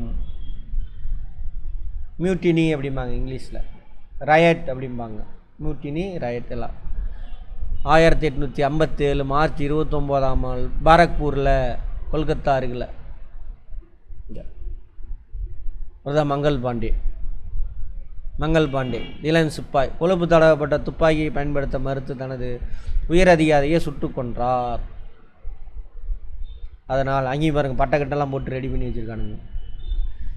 அதனால் அவர் கைது செய்யப்பட்டு விசாரணைக்கு பின் தூக்கிலிடப்பட்டார். இது தெரிஞ்சவன என்ன ஆகுது, சிப்பாய்கள்லாம் புரட்சியில் ஈடுபடுறாங்க. புரட்சியின் போக்கு. 1857 மே 10ஆம் நாள் மீரட்டில் 3ஆம் குதிரைப்படையைச் சேர்ந்த சிப்பாய்கள் சிறைச்சாலையை உடைத்து தங்கள் சக படை வீரர்களை விடுவித்ததன் மூலம் வெளிப்படையாக புரட்சியில் ஈடுபட்டனர். மீரட் எங்கே, இந்த நியூஸ் பரவுது, மீரட்டில் நடக்குதுங்க. அங்கே தான் கலகம் தோன்றுறது முதல்ல. 11ஆவது மற்றும் 20ஆவது உள்ளூர் காலாறு படையினுடன் இணைந்தனர். அதாவது குரூப்பாக பிரிச்சிருப்பாங்க, ரெஜிமெண்ட் 1, 2, 3 அப்படின்னு இருக்கும். ஸோ 11, 20 2 பேர்த்து கூட சேர்றாங்க. ஆங்கில அலுவலர்களை கொலை செய்ததுடன் டெல்லிக்கு விரைந்தனர். டெல்லிக்கு வந்த மீரட் சிப்பாய்கள் மே 11ஆம் நாள் ஒரே நாள் விடியறதுக்குள்ளே வந்துடுறாங்க. அங்கேருந்து 2ஆம் பகதூர் ஷாவை இந்தியாவின் பேரரசாக அறிவித்தனர். அதன் மூலம் டெல்லி பெரும் புரட்சி மையமாகவும் பகதூர் ஷா அதன் தலைவர் அடையாளமாகவும் விளங்கினார். எப்போ? அக்டோபர் 11, 1857. புரட்சி மிக வேகமாக பரவியது. லக்னோ, கான்பூர், ஜான்சி, பரேலி, பீகார், பைசாபாத், நிறைய இதெல்லாம் என்னது, அந்த அந்த சிற்றரசர்கள் இருந்தாங்க இல்லையா, அவங்களுடைய தலைநகர். அதெல்லாம் இவங்களாம் நாட்டை இழந்திருப்பாங்க. ஸோ அந்த ராஜாக்களை தலைவராக வச்சுக்கிட்டு போராட்டம் பண்ணுறாங்க. எல்லாம் பாருங்கள் இங்கே தான் நடக்கும். ஜான்சி, கல்பி, குவாலியார், டில்லி, பரேலி, கான்பூர், அதெல்லாம் இது ஏரியா. இதெல்லாம் வந்து என்னது, பீகார் ஏரியா எல்லாம் நடக்குதுங்க. புரட்சியாளர்கள் பலர் நிலக்கிழார்களிடம் தாங்கள் கொடுத்த பத்திரங்களை எரிக்க, லேண்டெல்லாம் இழந்திருப்பாங்கள்ல, அந்த பத்திரத்தெல்லாம் வீடு இந்த சாக்கை வச்சுட்டு நிலக்கிழார் ஜமீன்தார் வீட்டுக்குள்ளெலாம் பூந்து கொளுத்துறானுங்க. இதை பார்ப்போம், வந்து பார்ப்போம். இந்த பாக்ஸை ஞாபகப்படுத்துங்க. இதனை ஒரு நல்வாய்ப்பாக கருதினர். ஆங்கில அரசு பலருடைய பட்டங்கள் ஓய்வூதியங்களை நீக்கியதால் ஆங்கில அரசை பழிவாங்குவதற்கு புரட்சியில் பலர் கலந்து கொண்டனர். காரணத்தெல்லாம் சொல்கிறாங்க. பலருடைய பட்டங்கள் ஓய்வூதியம் சொன்னோம் இல்லையா, ராஜ பரம்பரையில் வந்திருப்பாங்க, ஓய்வூதியம் கொடுக்கறலாம் நிறுத்திடுவான், பட்டம் கொடுப்பான். அந்த மாதிரி ஜமீன்தாருக்கு ராஜாக்களுக்கெல்லாம் சர் பட்டம் அந்த மாதிரி அது கொடுத்தாங்கனாக்கா அவனுக்கு வருஷம் ஒரு பணம்லாம் கொடுக்கணும், அல்லது நிலம் கொடுப்பாங்க. ஸோ அதெல்லாம் நீக்கிறாங்க. ஸோ அவங்களும் கிளர்ச்சியில் ஈடுபடுறாங்க. கலகம் அடக்கப்படுதல். கானிங் பிரபு, கரெக்டாக தான் சொன்னீங்க. அவர் சென்னை, பம்பாய், இலங்கை, பர்மாவிலிருந்து படைகளை வரவழைத்தார். இங்கெல்லாம் பிரச்சனை இல்லை. இங்கே உள்ள படை பர்மா, இலங்கை எல்லா இடத்துலேருந்து படை வர வைக்கிறார். எல்லாத்தையும் சேர்த்து கலகத்தெல்லாம் அடக்கிறார். அவர் சொந்த முயற்சியால் சீனாவிலிருந்து ஆங்கில படை, சீனாவில் ஒரு சின்ன பார்ட்டு மட்டும்தான் ஆங்கிலேயர் கட்டுப்பாட்டில் இருக்கும். பேங்காங் அப்படின்னு நினைக்கிறேன். பேங்காங்கா இல்லை பேங்காங் கிடையாது, ஹாங்காங். பேங்காங்கில் ஹாங்காங் அது மட்டும். சீனாக்குள்ளெல்லாம் உள்ளே போக முடியாது. கடற்கரை ஓரத்தில் ஒரு நகரம், அந்த மக்கள் இப்போ சுதந்திரம் கேட்டுக்கிட்டு இருக்கான் சீனாக்கிட்டேருந்து. அந்த நியூஸ் வரும் பாருங்க. அந்த கடற்கரை நகரத்தை உருவாக்குவான் அங்கே. இப்போ எப்படி மெட்ராஸை உருவாக்கினா இங்கிலீஷ்காரன், அந்த மாதிரி ஹாங்காங் அங்கேருந்து படையை வர வைக்கிறார். சீக்கிய படைகள் உடனடியாக டெல்லிக்கு விரைந்து செல்லுமாறு ஆணையிட்டார். அவங்களுக்கு விசுவாசமாக இருந்திருக்காங்க சீக்கியர்கள். முன்னாடியே பார்த்துருப்போம், சீக்கியர்கள் அதிகமான பேர் படையில் இருப்பாங்க, இப்போயும் இராணுவத்தில் இருப்பாங்க. அதனால தான் அங்கே கூட ஏதோ ஒரு கலகம் நடக்கும். அப்போ ஆமாம், விவசாயிகள் கலகத்தில் ஈடுபடுவாங்கள்ல, அதை வந்துட்டு சுமூகமாக முடிக்கிறதுக்கு ஸ்டெப் எடுப்பாங்க. ஏன்னா அதிகப்படியான சீக்கியர்கள் இராணுவத்தில் இருப்பாங்க. 1857 செப்டம்பர் 20 படைத்தளபதி நிக்கல்சன் டெல்லியை மீண்டும் கைப்பற்றப்பட்டது. அவரால் கைப்பற்றார். கேட்பாங்க, நோட் பண்ணிக்கோங்க. எந்த நாள் யார் மீட்டது டெல்லியை? யார்?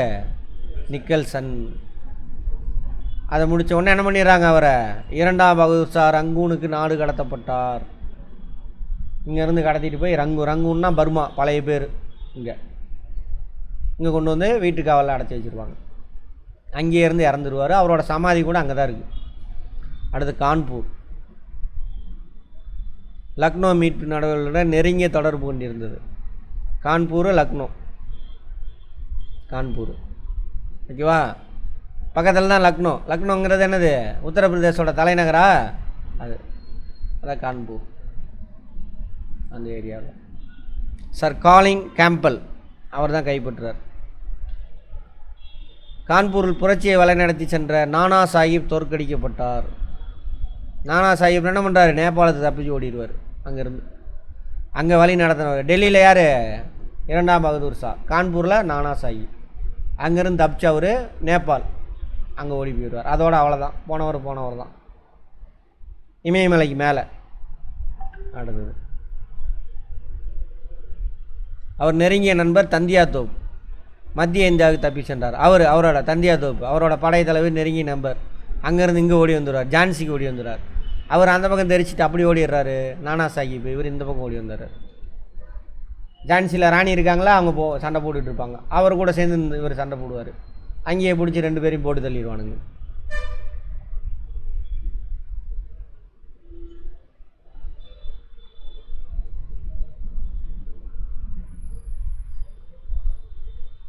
ராணி லட்சுமிபாய் போர்க்களத்தில் கொல்லப்பட்டார். கன்வர் சிங் மற்றும் கான் பகதூர் கான் ஆகிய இருவரும் போரில் இறந்தனர். லட்சுமிபாய் இறந்துட்டாங்க. ராணி ஜான்சி ராணி தான் லட்சுமிபாய்.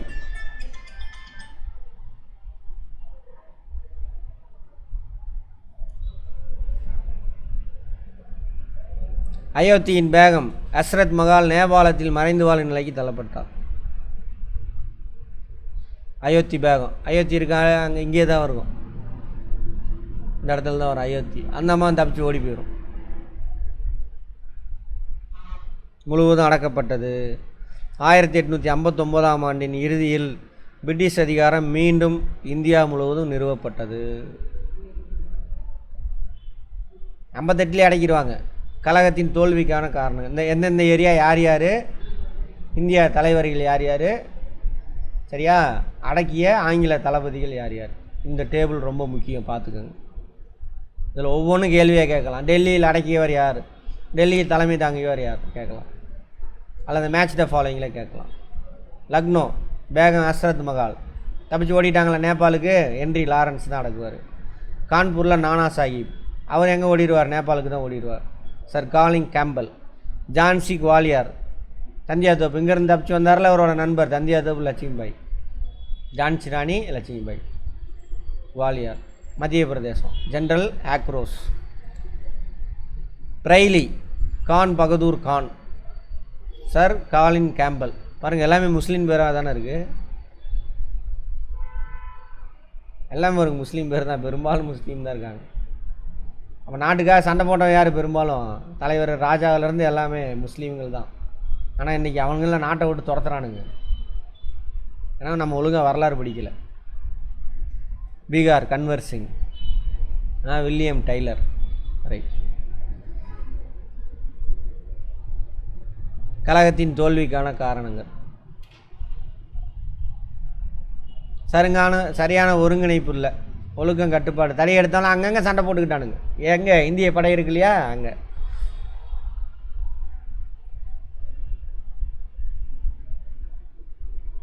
கழகத்தில் ஈடுபட்டவங்க ஆங்கிலேயர்களுக்கு இணையானவர்கள் அல்ல. லட்சுமிபாய், நானாசாஹி, தந்தியா தோப்பு சிறந்த தளபதிகள் இல்லை. தைரியமானவங்களாமா, விட்டு கொடுக்கல. ஆனால் தளபதி இல்லை. தளபதினா நம்ம வழி நடத்தணும் படையை கரெக்டாக. வங்காளம், பம்பாய், சென்னை, மேற்கு பஞ்சாப், ராஜபுதனம் ஆகிய பகுதிகளில் புரட்சியில் கலந்து கொள்ளவில்லை. ராஜபுதனம்னா இது ராஜஸ்தான். இங்கெல்லாம் அவனுக்கெல்லாம் அங்கே இருந்த தலைவர்களும் எந்த பிரச்சனையும் இல்லை. அதனால் புரட்சியில் ஈடுபடலை இவங்க. குஜராத்து இதெல்லாம் ராஜபுதனங்கள். பம்பாய், மெட்ராஸில் டோட்டலாக அவன் கண்ட்ரோலுக்கு போயிடுச்சு. அவன் எதுக்கு புரட்சி பண்ண போகிறான்? இவங்கெல்லாம் பண்ணலை அப்படின்றாங்க. நவீன கல்வி கற்ற இந்தியர்கள் ஆங்கில ஆட்சி மட்டுமே இந்திய சமுதாயத்தை சீர்திருத்த நவீனப்படுத்த முடியும்னு நம்பினார். ஆமாம் தானே? நவீன கல்வினா அது இப்போ நம்ம படிக்கிறோம்ல, அது பொதுவான அறிவியல், ஃபிசிக்ஸு, கெமிஸ்ட்ரி, பயாலஜி, இதெல்லாம் அதுதான் முடியும், அதான் உண்மை, அதான் சீர்திருத்திட்டு வருது. ஆனால் நம்மளை தாய்மொழியில் படிக்க விடாமல் இன்னும் நான் இல்லைன்னா நான் எப்போயும் சேர்ந்து சூப்பராக வந்திருக்கணும். எடுத்து வச்சுட்டானுங்க மனப்பாடம் பண்ணி. அந்த நவீன கல்வி கற்ற அவன் யாரானாக்கா அவனும் பிராமணர்கள்லாம். அவங்களும் யார்? பிராமணர்கள் தான். அவனுக்கு தான் ஃபஸ்ட்டு சும்மா இருக்கான், அவன் தான் போய் படிப்பான் நவீன கல்வி. இவங்களெலாம் படிக்க விடலை. அவன் மிஞ்சி போனானாக்கா வைசியர்கள், ஜமீன்தார் ஃபேமிலி, அவங்க மட்டும் தான் படிப்பாங்க. அவன் தான் இந்த சமூகத்தை கட்டமைப்பில் மேலே இருந்தவனுங்க. அவனுங்களே நம்புகிறானுங்க இது மோசமான சமூகம், அவனுங்க கெடுத்து வச்சுருக்கானுங்க சனாதானன்ற பேரை வச்சு. அதனால தான் அவங்க நம்பினாங்க. ஸோ அவங்களாம் யாருக்கு ஹெல்ப் பண்ணுறாங்க? ஆங்கிலேயர்கள் ஹெல்ப் பண்ணுறாங்க. அதுமாதிரி சீக்கியர்கள், ஆப்கானியர்கள், கூர்கா படை அப்படின்னாக்கா நேபாளிஸ் சீக்கியர்கள் ஆப்கானிஸ்தானில் இருக்கும். அவங்களாம் அவங்களுடைய பிரிட்டிஷ் ஈஸ்ட் இந்தியா கம்பெனியினுடைய படையில் வந்து போர் வீரர்களாக இருப்பாங்க. அதனால் அவன் என்ன பண்ணுவான்? உள்நாட்டு மக்களுக்கு சப்போர்ட் பண்ண மாட்டான், சம்பளம் தரான், அவனுக்கு சப்போர்ட் பண்ணுறான். அந்த மாதிரி ஆங்கிலேயர்கள் சிறந்த ஆயுதங்கள், சிறந்த தளபதி, ஒருங்கிணைப்பு இருந்துச்சு அவனுக்கு. அழகாக ஜெயிச்சிட்டானுங்க. கலகத்தின் விளைவு பாட முடிய போதா? இந்திய வரலாற்றில் ஒரு திருப்பு முனையை ஏற்படுத்தியது. நிர்வாக முறை மற்றும் அரசின் கொள்கையில் மாற்றம் ஏற்பட வழிகொலியது. என்ன நிர்வாகத்தில் மாற்றம் ஏற்பட்டுச்சு? ஈஸ்ட் இந்தியா கம்பெனிக்கிட்டேருந்து கம்பெனி அரசாங்கத்தை பறித்து யார் எடுத்துக்கிட்டா? பிரிட்டிஷ் கவர்மெண்ட் எடுத்துக்கிட்டான். அப்புறம் சீர்திருத்தம், அரசின் கொள்கைனா நாடு பிடிக்கிற கொள்கையெலாம் இருந்ததில்ல. இனிமேல் நாட்டெல்லாம் பிடிக்க மாட்டேன், எந்தெந்த உள்ளூர் ராஜா இருக்கியோ நீ அதை வச்சு நீங்களே இருந்துக்கங்க, நான் உன்னை வந்து தொந்தரவு பண்ண மாட்டேன், வியாபாரம் செஞ்சுக்கலாம் அப்படின்னு சொல்லிடுவாங்க. அப்படி பார்த்தீங்கன்னா ஒரு 500-600 சமஸ்தானம் இருக்கும். நாடு சுதந்திரம் அடையும் பொழுது சுதேசி அரசர்கள்பாங்க. நம்ம நாட்டு அரசர்கள் சின்ன ஏரியாவில் ஆட்சி செய்வாங்க. 600 பேர் இருப்பாங்க. இப்போ இந்தியா எப்பொழுதும் என்ன இல்லை, ஒரே நாடாக இருந்ததில்லை. அப்புறம் பிரிட்டிஷ்காரனுக்கு எதிராக நம்ம போராட்டம் பண்ணி அவனை துரத்துறதுக்காக எல்லோரும் ஒன்றுபட்டு வரோம். அப்புறம் எல்லோரும் சேர்ந்து என்ன முடிவு பண்ணுறோம்? நம்மளாம் ஒன்றா இருக்கலாம் அப்படின்னு முடிவுக்கு வரோம். புரிஞ்சுதா? அப்படி தான் இந்தியா வந்து ஒரே நாடாக மாறுது. 1858ஆம் ஆண்டு போர் முடியுது, கழகத்தை அடக்கி முடிக்கிறாங்க. விக்டோரியா ராணி என்ன பண்ணுறாங்க? ஒரு அறிக்கை வெளியிடுறாங்க, இனிமேல் ஈஸ்ட் இந்தியா கம்பெனி நீ பிஸ்னஸ் மட்டும் பாரு அப்படின்னு சொல்லிடுறாங்க. விக்டோரியா பேரறிக்கை. இந்திய நிர்வாகம் கிழக்கிந்திய கம்பெனியிடமிருந்து ஆங்கில பாராளுமன்றத்துக்கு மாற்றப்பட்டது. அரசாங்கமே எடுத்துக்கிச்சு. அது வரைக்கும் ஈஸ்ட் இந்தியா கம்பெனி தான். பல டைம் சொல்லிட்டேன் அதை பற்றி பாருங்க. கவர்னர் ஜெனரல் அதன் பிறகு வைஸ்ராய் என அழைக்கப்பட்டார். கவர்னர் ஜெனரல் ஆஃப் இந்தியா, சரியா? வாரணாசியின் கவர்னர் ஜெனரல் ஆஃப் பெங்கால்னு சொல்லுவாங்க. அதிலிருந்து வில்லியம் பெண்டிங் வரைக்கும் கவர்னர் ஜெனரல் ஆஃப் பெங்கால்னு சொல்லுவாங்க. அவர் தான் இந்தியாவுக்காலாம் ஹெட்டு ஈஸ்ட் இந்தியா கம்பெனியில். வில்லியம் பெண்டிங்கிலேருந்து அவர் யார்?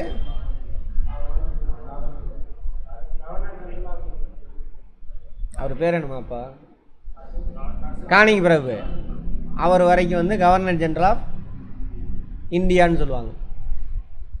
இந்த போருக்கு அப்புறம் விக்டோரியா பேரறிக்கை விட்டதுக்கப்புறம் இந்தியாவோட ஹெட்டுக்கு பேர் என்னது? இந்திய வைஸ்ராய் அப்படின்னு சொல்லுவாங்க. சரியா? அதான் கவர்னர் ஜெனரல் வைஸ்ராய் என அழைக்கப்பட்டார். வைஸ்ராய்னா என்னன்னு பார்த்தோம்? பிரதிநிதி. Very good. இயக்குனர் குழு கட்டுப்பாட்டு வாரியம் நீக்கப்பட்டு இந்திய விவகாரங்களை மேற்பார்வையிட செயலாளர் தலைமையில் 15 பேர் கொண்ட ஒரு சபையை ஏற்படுத்தப்பட்டது. ஒன்றும் கிடையாது, இயக்குனர் குழு கட்டுப்பாட்டு வாரியம். இது பிரிட்டனில் ஒரு கம்பெனி அப்படின்னா என்ன இருக்கணும்? கட்டாயம் அங்கே போர்ட் ஆஃப் டைரக்டர்ஸ் இருக்கும். அதான் இயக்குனர் குழு, போர்ட் ஆஃப் டைரக்டர்ஸ். கேள்விப்பட்டிருக்கீங்களா? இவங்க தான் அந்த கம்பெனியோட பிஸ்னஸ்லாம் கட்டுப்படுத்துகிறாங்க, முக்கியமான முடிவுலாம் எடுப்பாங்க. ஈஸ்ட் இந்தியா கம்பெனி என்ன வேலை பண்ணுது? 2 வேலை செய்யுது. ஒன்று பிஸ்னஸ் பண்ணுது, இன்னொன்று என்ன பண்ணுறான்? நாட்டை ஆள்றான். சரியா? ஸோ இதை 2ஆக உடச்சிடுவாங்க. போர்ட் ஆஃப் டைரக்டர்ஸ் இவன் பிஸ்னஸை பார்த்துக்கணும், ஈஸ்ட் இந்தியா கம்பெனியோட பிஸ்னஸை பார்த்துக்கணும். கட்டுப்பாட்டு குழுன்னு சொன்னோம்ல, கோர்ட் ஆஃப் கண்ட்ரோல்.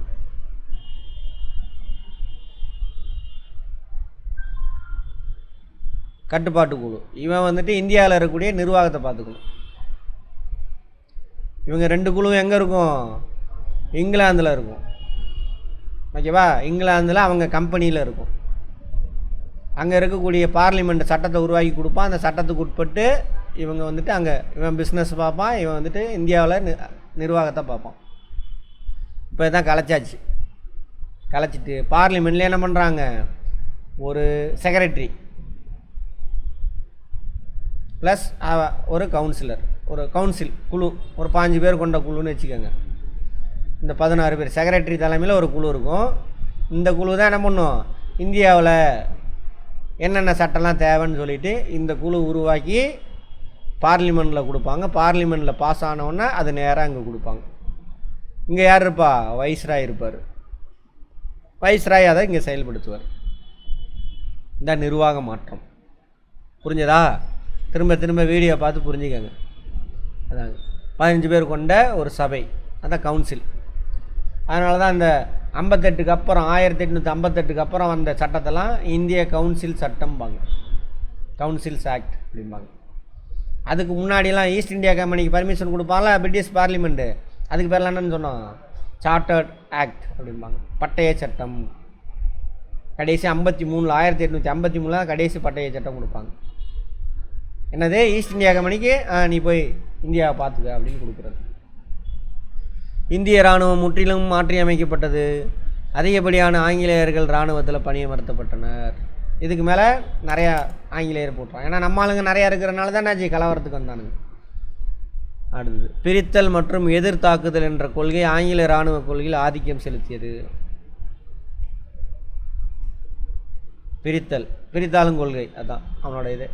உண்மையில் 1857ஆம் ஆண்டு புரட்சி இந்திய மக்கள் அனைவரையும் ஒருங்கிணைத்து இந்தியா ஒரே நாடு என்ற உணர்வை கொண்டு வருவதில் முக்கிய பங்கு இவங்களாம் எழுதிக்கிறானுங்க. பெரும் புரட்சி நவீன தேசிய இயக்கம் தோன்ற வழிவகுத்தது. நவீன தேசிய இயக்கம், அங்கே தான் தேசியம்னா ஒரு நாடு, நவீன இந்தியா உருவாகுதில்ல, அதுக்கு அந்த இயக்கம் உருவாகிறதுக்கு வழிவகை இங்கே தான் 1885. அதுவும் இங்கிலீஷ்காரனா பிளான் பண்ணி உருவாகிறது தான். இந்திய நேஷ்னல் காங்கிரஸ் அப்படின்னு ஒன்று உருவாக்குவாங்க. இந்திய தேசிய காங்கிரஸ், காங்கிரஸ்னால் கூட்டம், மாநாடுன்னு அர்த்தம். அதை பற்றி பார்ப்போம். இந்த இந்திய அதாவது அந்தந்த ஊர் தலைவர்கள் அந்தந்த ஊரில் போராட்டம் பண்ணால் எல்லோரும் சேர்ந்து போராடுங்க. அதை உருவாக்குனது யார் தான்? பிரிட்டிஷ்காரன் தான். அதனால தான் இப்போ நம்ம ஒரே நாடாக இருக்கோம். எல்லாம் நம்மளாம் தனி நாடாக போயிட்டு சூப்பராக இருந்துருக்கலாம். சரி, அதனால தான் இந்திய தேசிய இயக்கம்பாங்க. இந்திய தேசிய காங்கிரஸ் உருவானதுலேருந்து என்னது, இந்திய தேசிய இயக்கம், இந்தியன் நேஷ்னல் மூமெண்ட், அதை தாங்க சொல்கிறாங்க. பெரும் புரட்சி நவீன தேசிய இயக்கம் தான் இது, இந்த அமைப்பு உருவாகுது. 1857ஆம் ஆண்டு பெரும் புரட்சி 20ஆம் நூற்றாண்டின் தொடக்கமாக இருந்தது. 20ஆம் நூற்றாண்டு எப்போ? 1901. அப்போ தான் நம்ம தனி சுதந்திரம் வேணும்னு சொல்லி போராட ஆரம்பிப்போம். ஆஹா, அங்கே பாருங்கள், ஒரு உடவே மாட்டானுங்க. இவருக்கு இதுக்கு என்ன சம்மந்தம் இருக்குது? வி.டி. சபார்கர் முதல் இந்திய சுதந்திர போர் என்ற தனது நூலில் 1857ஆம் ஆண்டு பெரும் புரட்சியை ஒரு திட்டமிட்ட சுதந்திர போர் என விவரிக்கிறார். இவர் சொல்கிறாராம்மா, இவர் உள்ள நுழைக்கணும் அதுக்காக. சரியா? சரி, கடந்துட்டு போகுது. இவர் ஏதோ ஃபஸ்ட்டு ஏதோ எழுதிட்டு இருப்பாராம்மா பிரிட்டிஷ்க்கு எதிராக. அப்புறம் இவரை பிடிச்சிட்டு போய் அங்கே போட்டுருவானுங்க. எங்கே? அந்தமான் நிக்கோபார் ஜெயிலில் அடைச்சிடுவானுங்க. அப்புறம் அங்கே கெஞ்சி கூத்தாடி அங்கே போனாலும் உயிரோட வந்தாலும் பெரிய விஷயம். என்ன படம்? சிறைச்சாலைன்னு ஒரு படம் பார்த்துருக்கீங்களா? மோகன்லால்லாம் நடிச்சிருப்பான் பாருங்கள். அது சுதந்திர போராட்டத்தோடு தொடர்புடையது. அந்த ஜெயிலில் தான் கொண்டு போய் அடைச்சிடுவானுங்க. மோகன்லால், அபுவா பிரபு, ஹீரோயின் சொல்கிறேன், அதெல்லாம் சிறைச்சாலை படம் போட்டு பாருங்கள், நெட்டில் இருக்கும். அவ்வளோ கொடுமையை அனுபவிப்பாங்க. அங்கே போனானாக்கா உயிரோட வர்றது பெரிய விஷயம். இவர் லெட்டர் எழுதி காலில் விழுந்து கையில் விழுந்து இனிமேல் நான் உனக்கு எதிராக எந்த வேலையும் செய்ய மாட்டேன் அப்படின்னு சொல்லிவிட்டு பத்திரிக்கை கூட எழுத மாட்டேன் அப்படின்னு வந்துடுவார். அவர் தான் அந்த சுதந்திர போராட்ட வீரர் தான் அவர். யார்? ஆமாம், சாவர்கர். இன்னும் 2 பேர் இருப்பானுங்க, ஆர்எஸ்எஸோட முன்னோடிகள். அந்த கர்நாடகா புக்கில் எழுதியிருந்தானுங்க. இவர் அங்கே ஜெயிலில் அடைச்சிருக்கிறப்ப புல்புல் பறவை ஒன்று போகுமாம்மா, புத்தகத்தில் எழுதியிருக்கான் ஸ்கூல் புக்கில். இங்கேருந்து அங்கே வருமா புல்புல் பறவை. அவர் அதில் ஏறிக்கு வராமா. அப்படி வந்து நாட்டை சுற்றி பார்த்துட்டு நாடு எப்படி இருக்குது, இந்தியாவை நம்ம என்ன பண்ணணும், சுதந்திரம் வாங்கணும், அப்படி வந்து சுற்றி சுற்றி பார்த்துட்டு போனாராம் அப்படின்னு எழுதியிருக்கானுங்க ஸ்கூல் புக்கில். நடக்கிற காரியமா அது? பறவையில் வர முடியுமா அவனது? மனுஷனை தூக்கிட்டு போகிற அளவுக்கு எந்த பறவையும் இல்லை நமக்கு தெரிஞ்சு. இப்போது புக்கில் எழுதி வச்சுருக்கிறானுங்க அவனுங்க ஆட்சியில் இருக்கும் பொழுது அந்த மாதிரிலாம் இருந்துச்சு. சரி, ரைட், கடந்துட்டு போகுது அவனுங்க. பார்ப்போம். பாளையக்காரர் முறை ஏற்படுத்தப்பட்ட ஆண்டு 29. ஆங்கில ஆட்சியை எதிர்த்தல் முன்னோடி யூசுப் கான் யாரோட படை தளபதி? ஆற்காடு நவாப். காலிங் ஜாக்சன் எந்த பகுதியின் ஆட்சியாளர்? ராமநாதபுரம். Very good. வீரபாண்டிய கட்டபொம்மன் கீழ்கண்ட எந்த இடத்தில் தூக்கிலிடப்பட்டார்? பாஞ்சாலங்குறிச்சியில் யாரை போட்டானுங்க? அவங்க தம்பிங்கள. சரியா? திருப்பத்தூரில்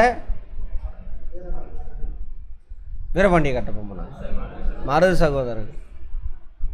வேலு நாச்சியார் எப்பகுதியின் ராணி?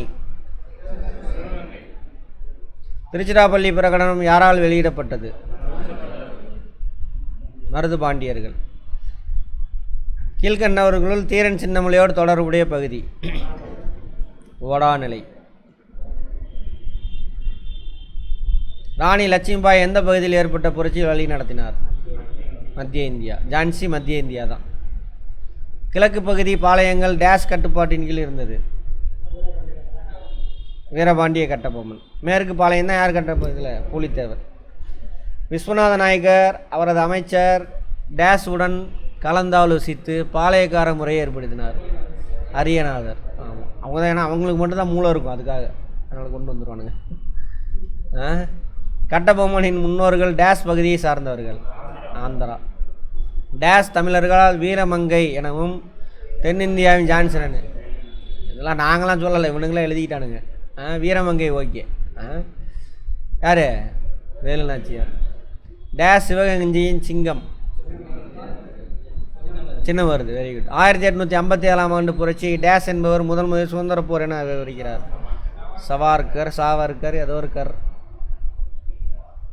டெல்லி இரண்டாம் பகதூர் ஷா. கான்பூர் ஜான்சி. பீகார்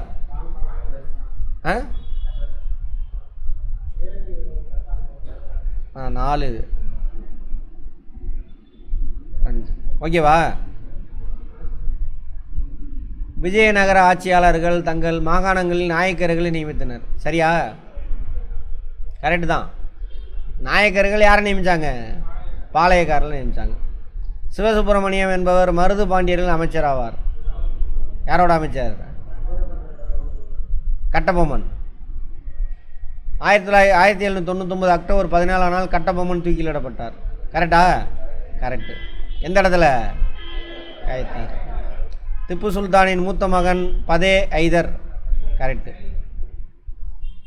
ஒன்று மட்டும் தப்பா? ரைட். வேலூர் புரட்சி 1801ஆம் ஆண்டு ஏற்பட்டது. கரெக்டா இல்லையா? 1806. 4ஆம் மைசூர் போருக்கு பின் திப்புவின் குடும்பத்தினர் வேலூர் கோட்டையில் சிறை வைக்கப்பட்டது. கரெக்டா?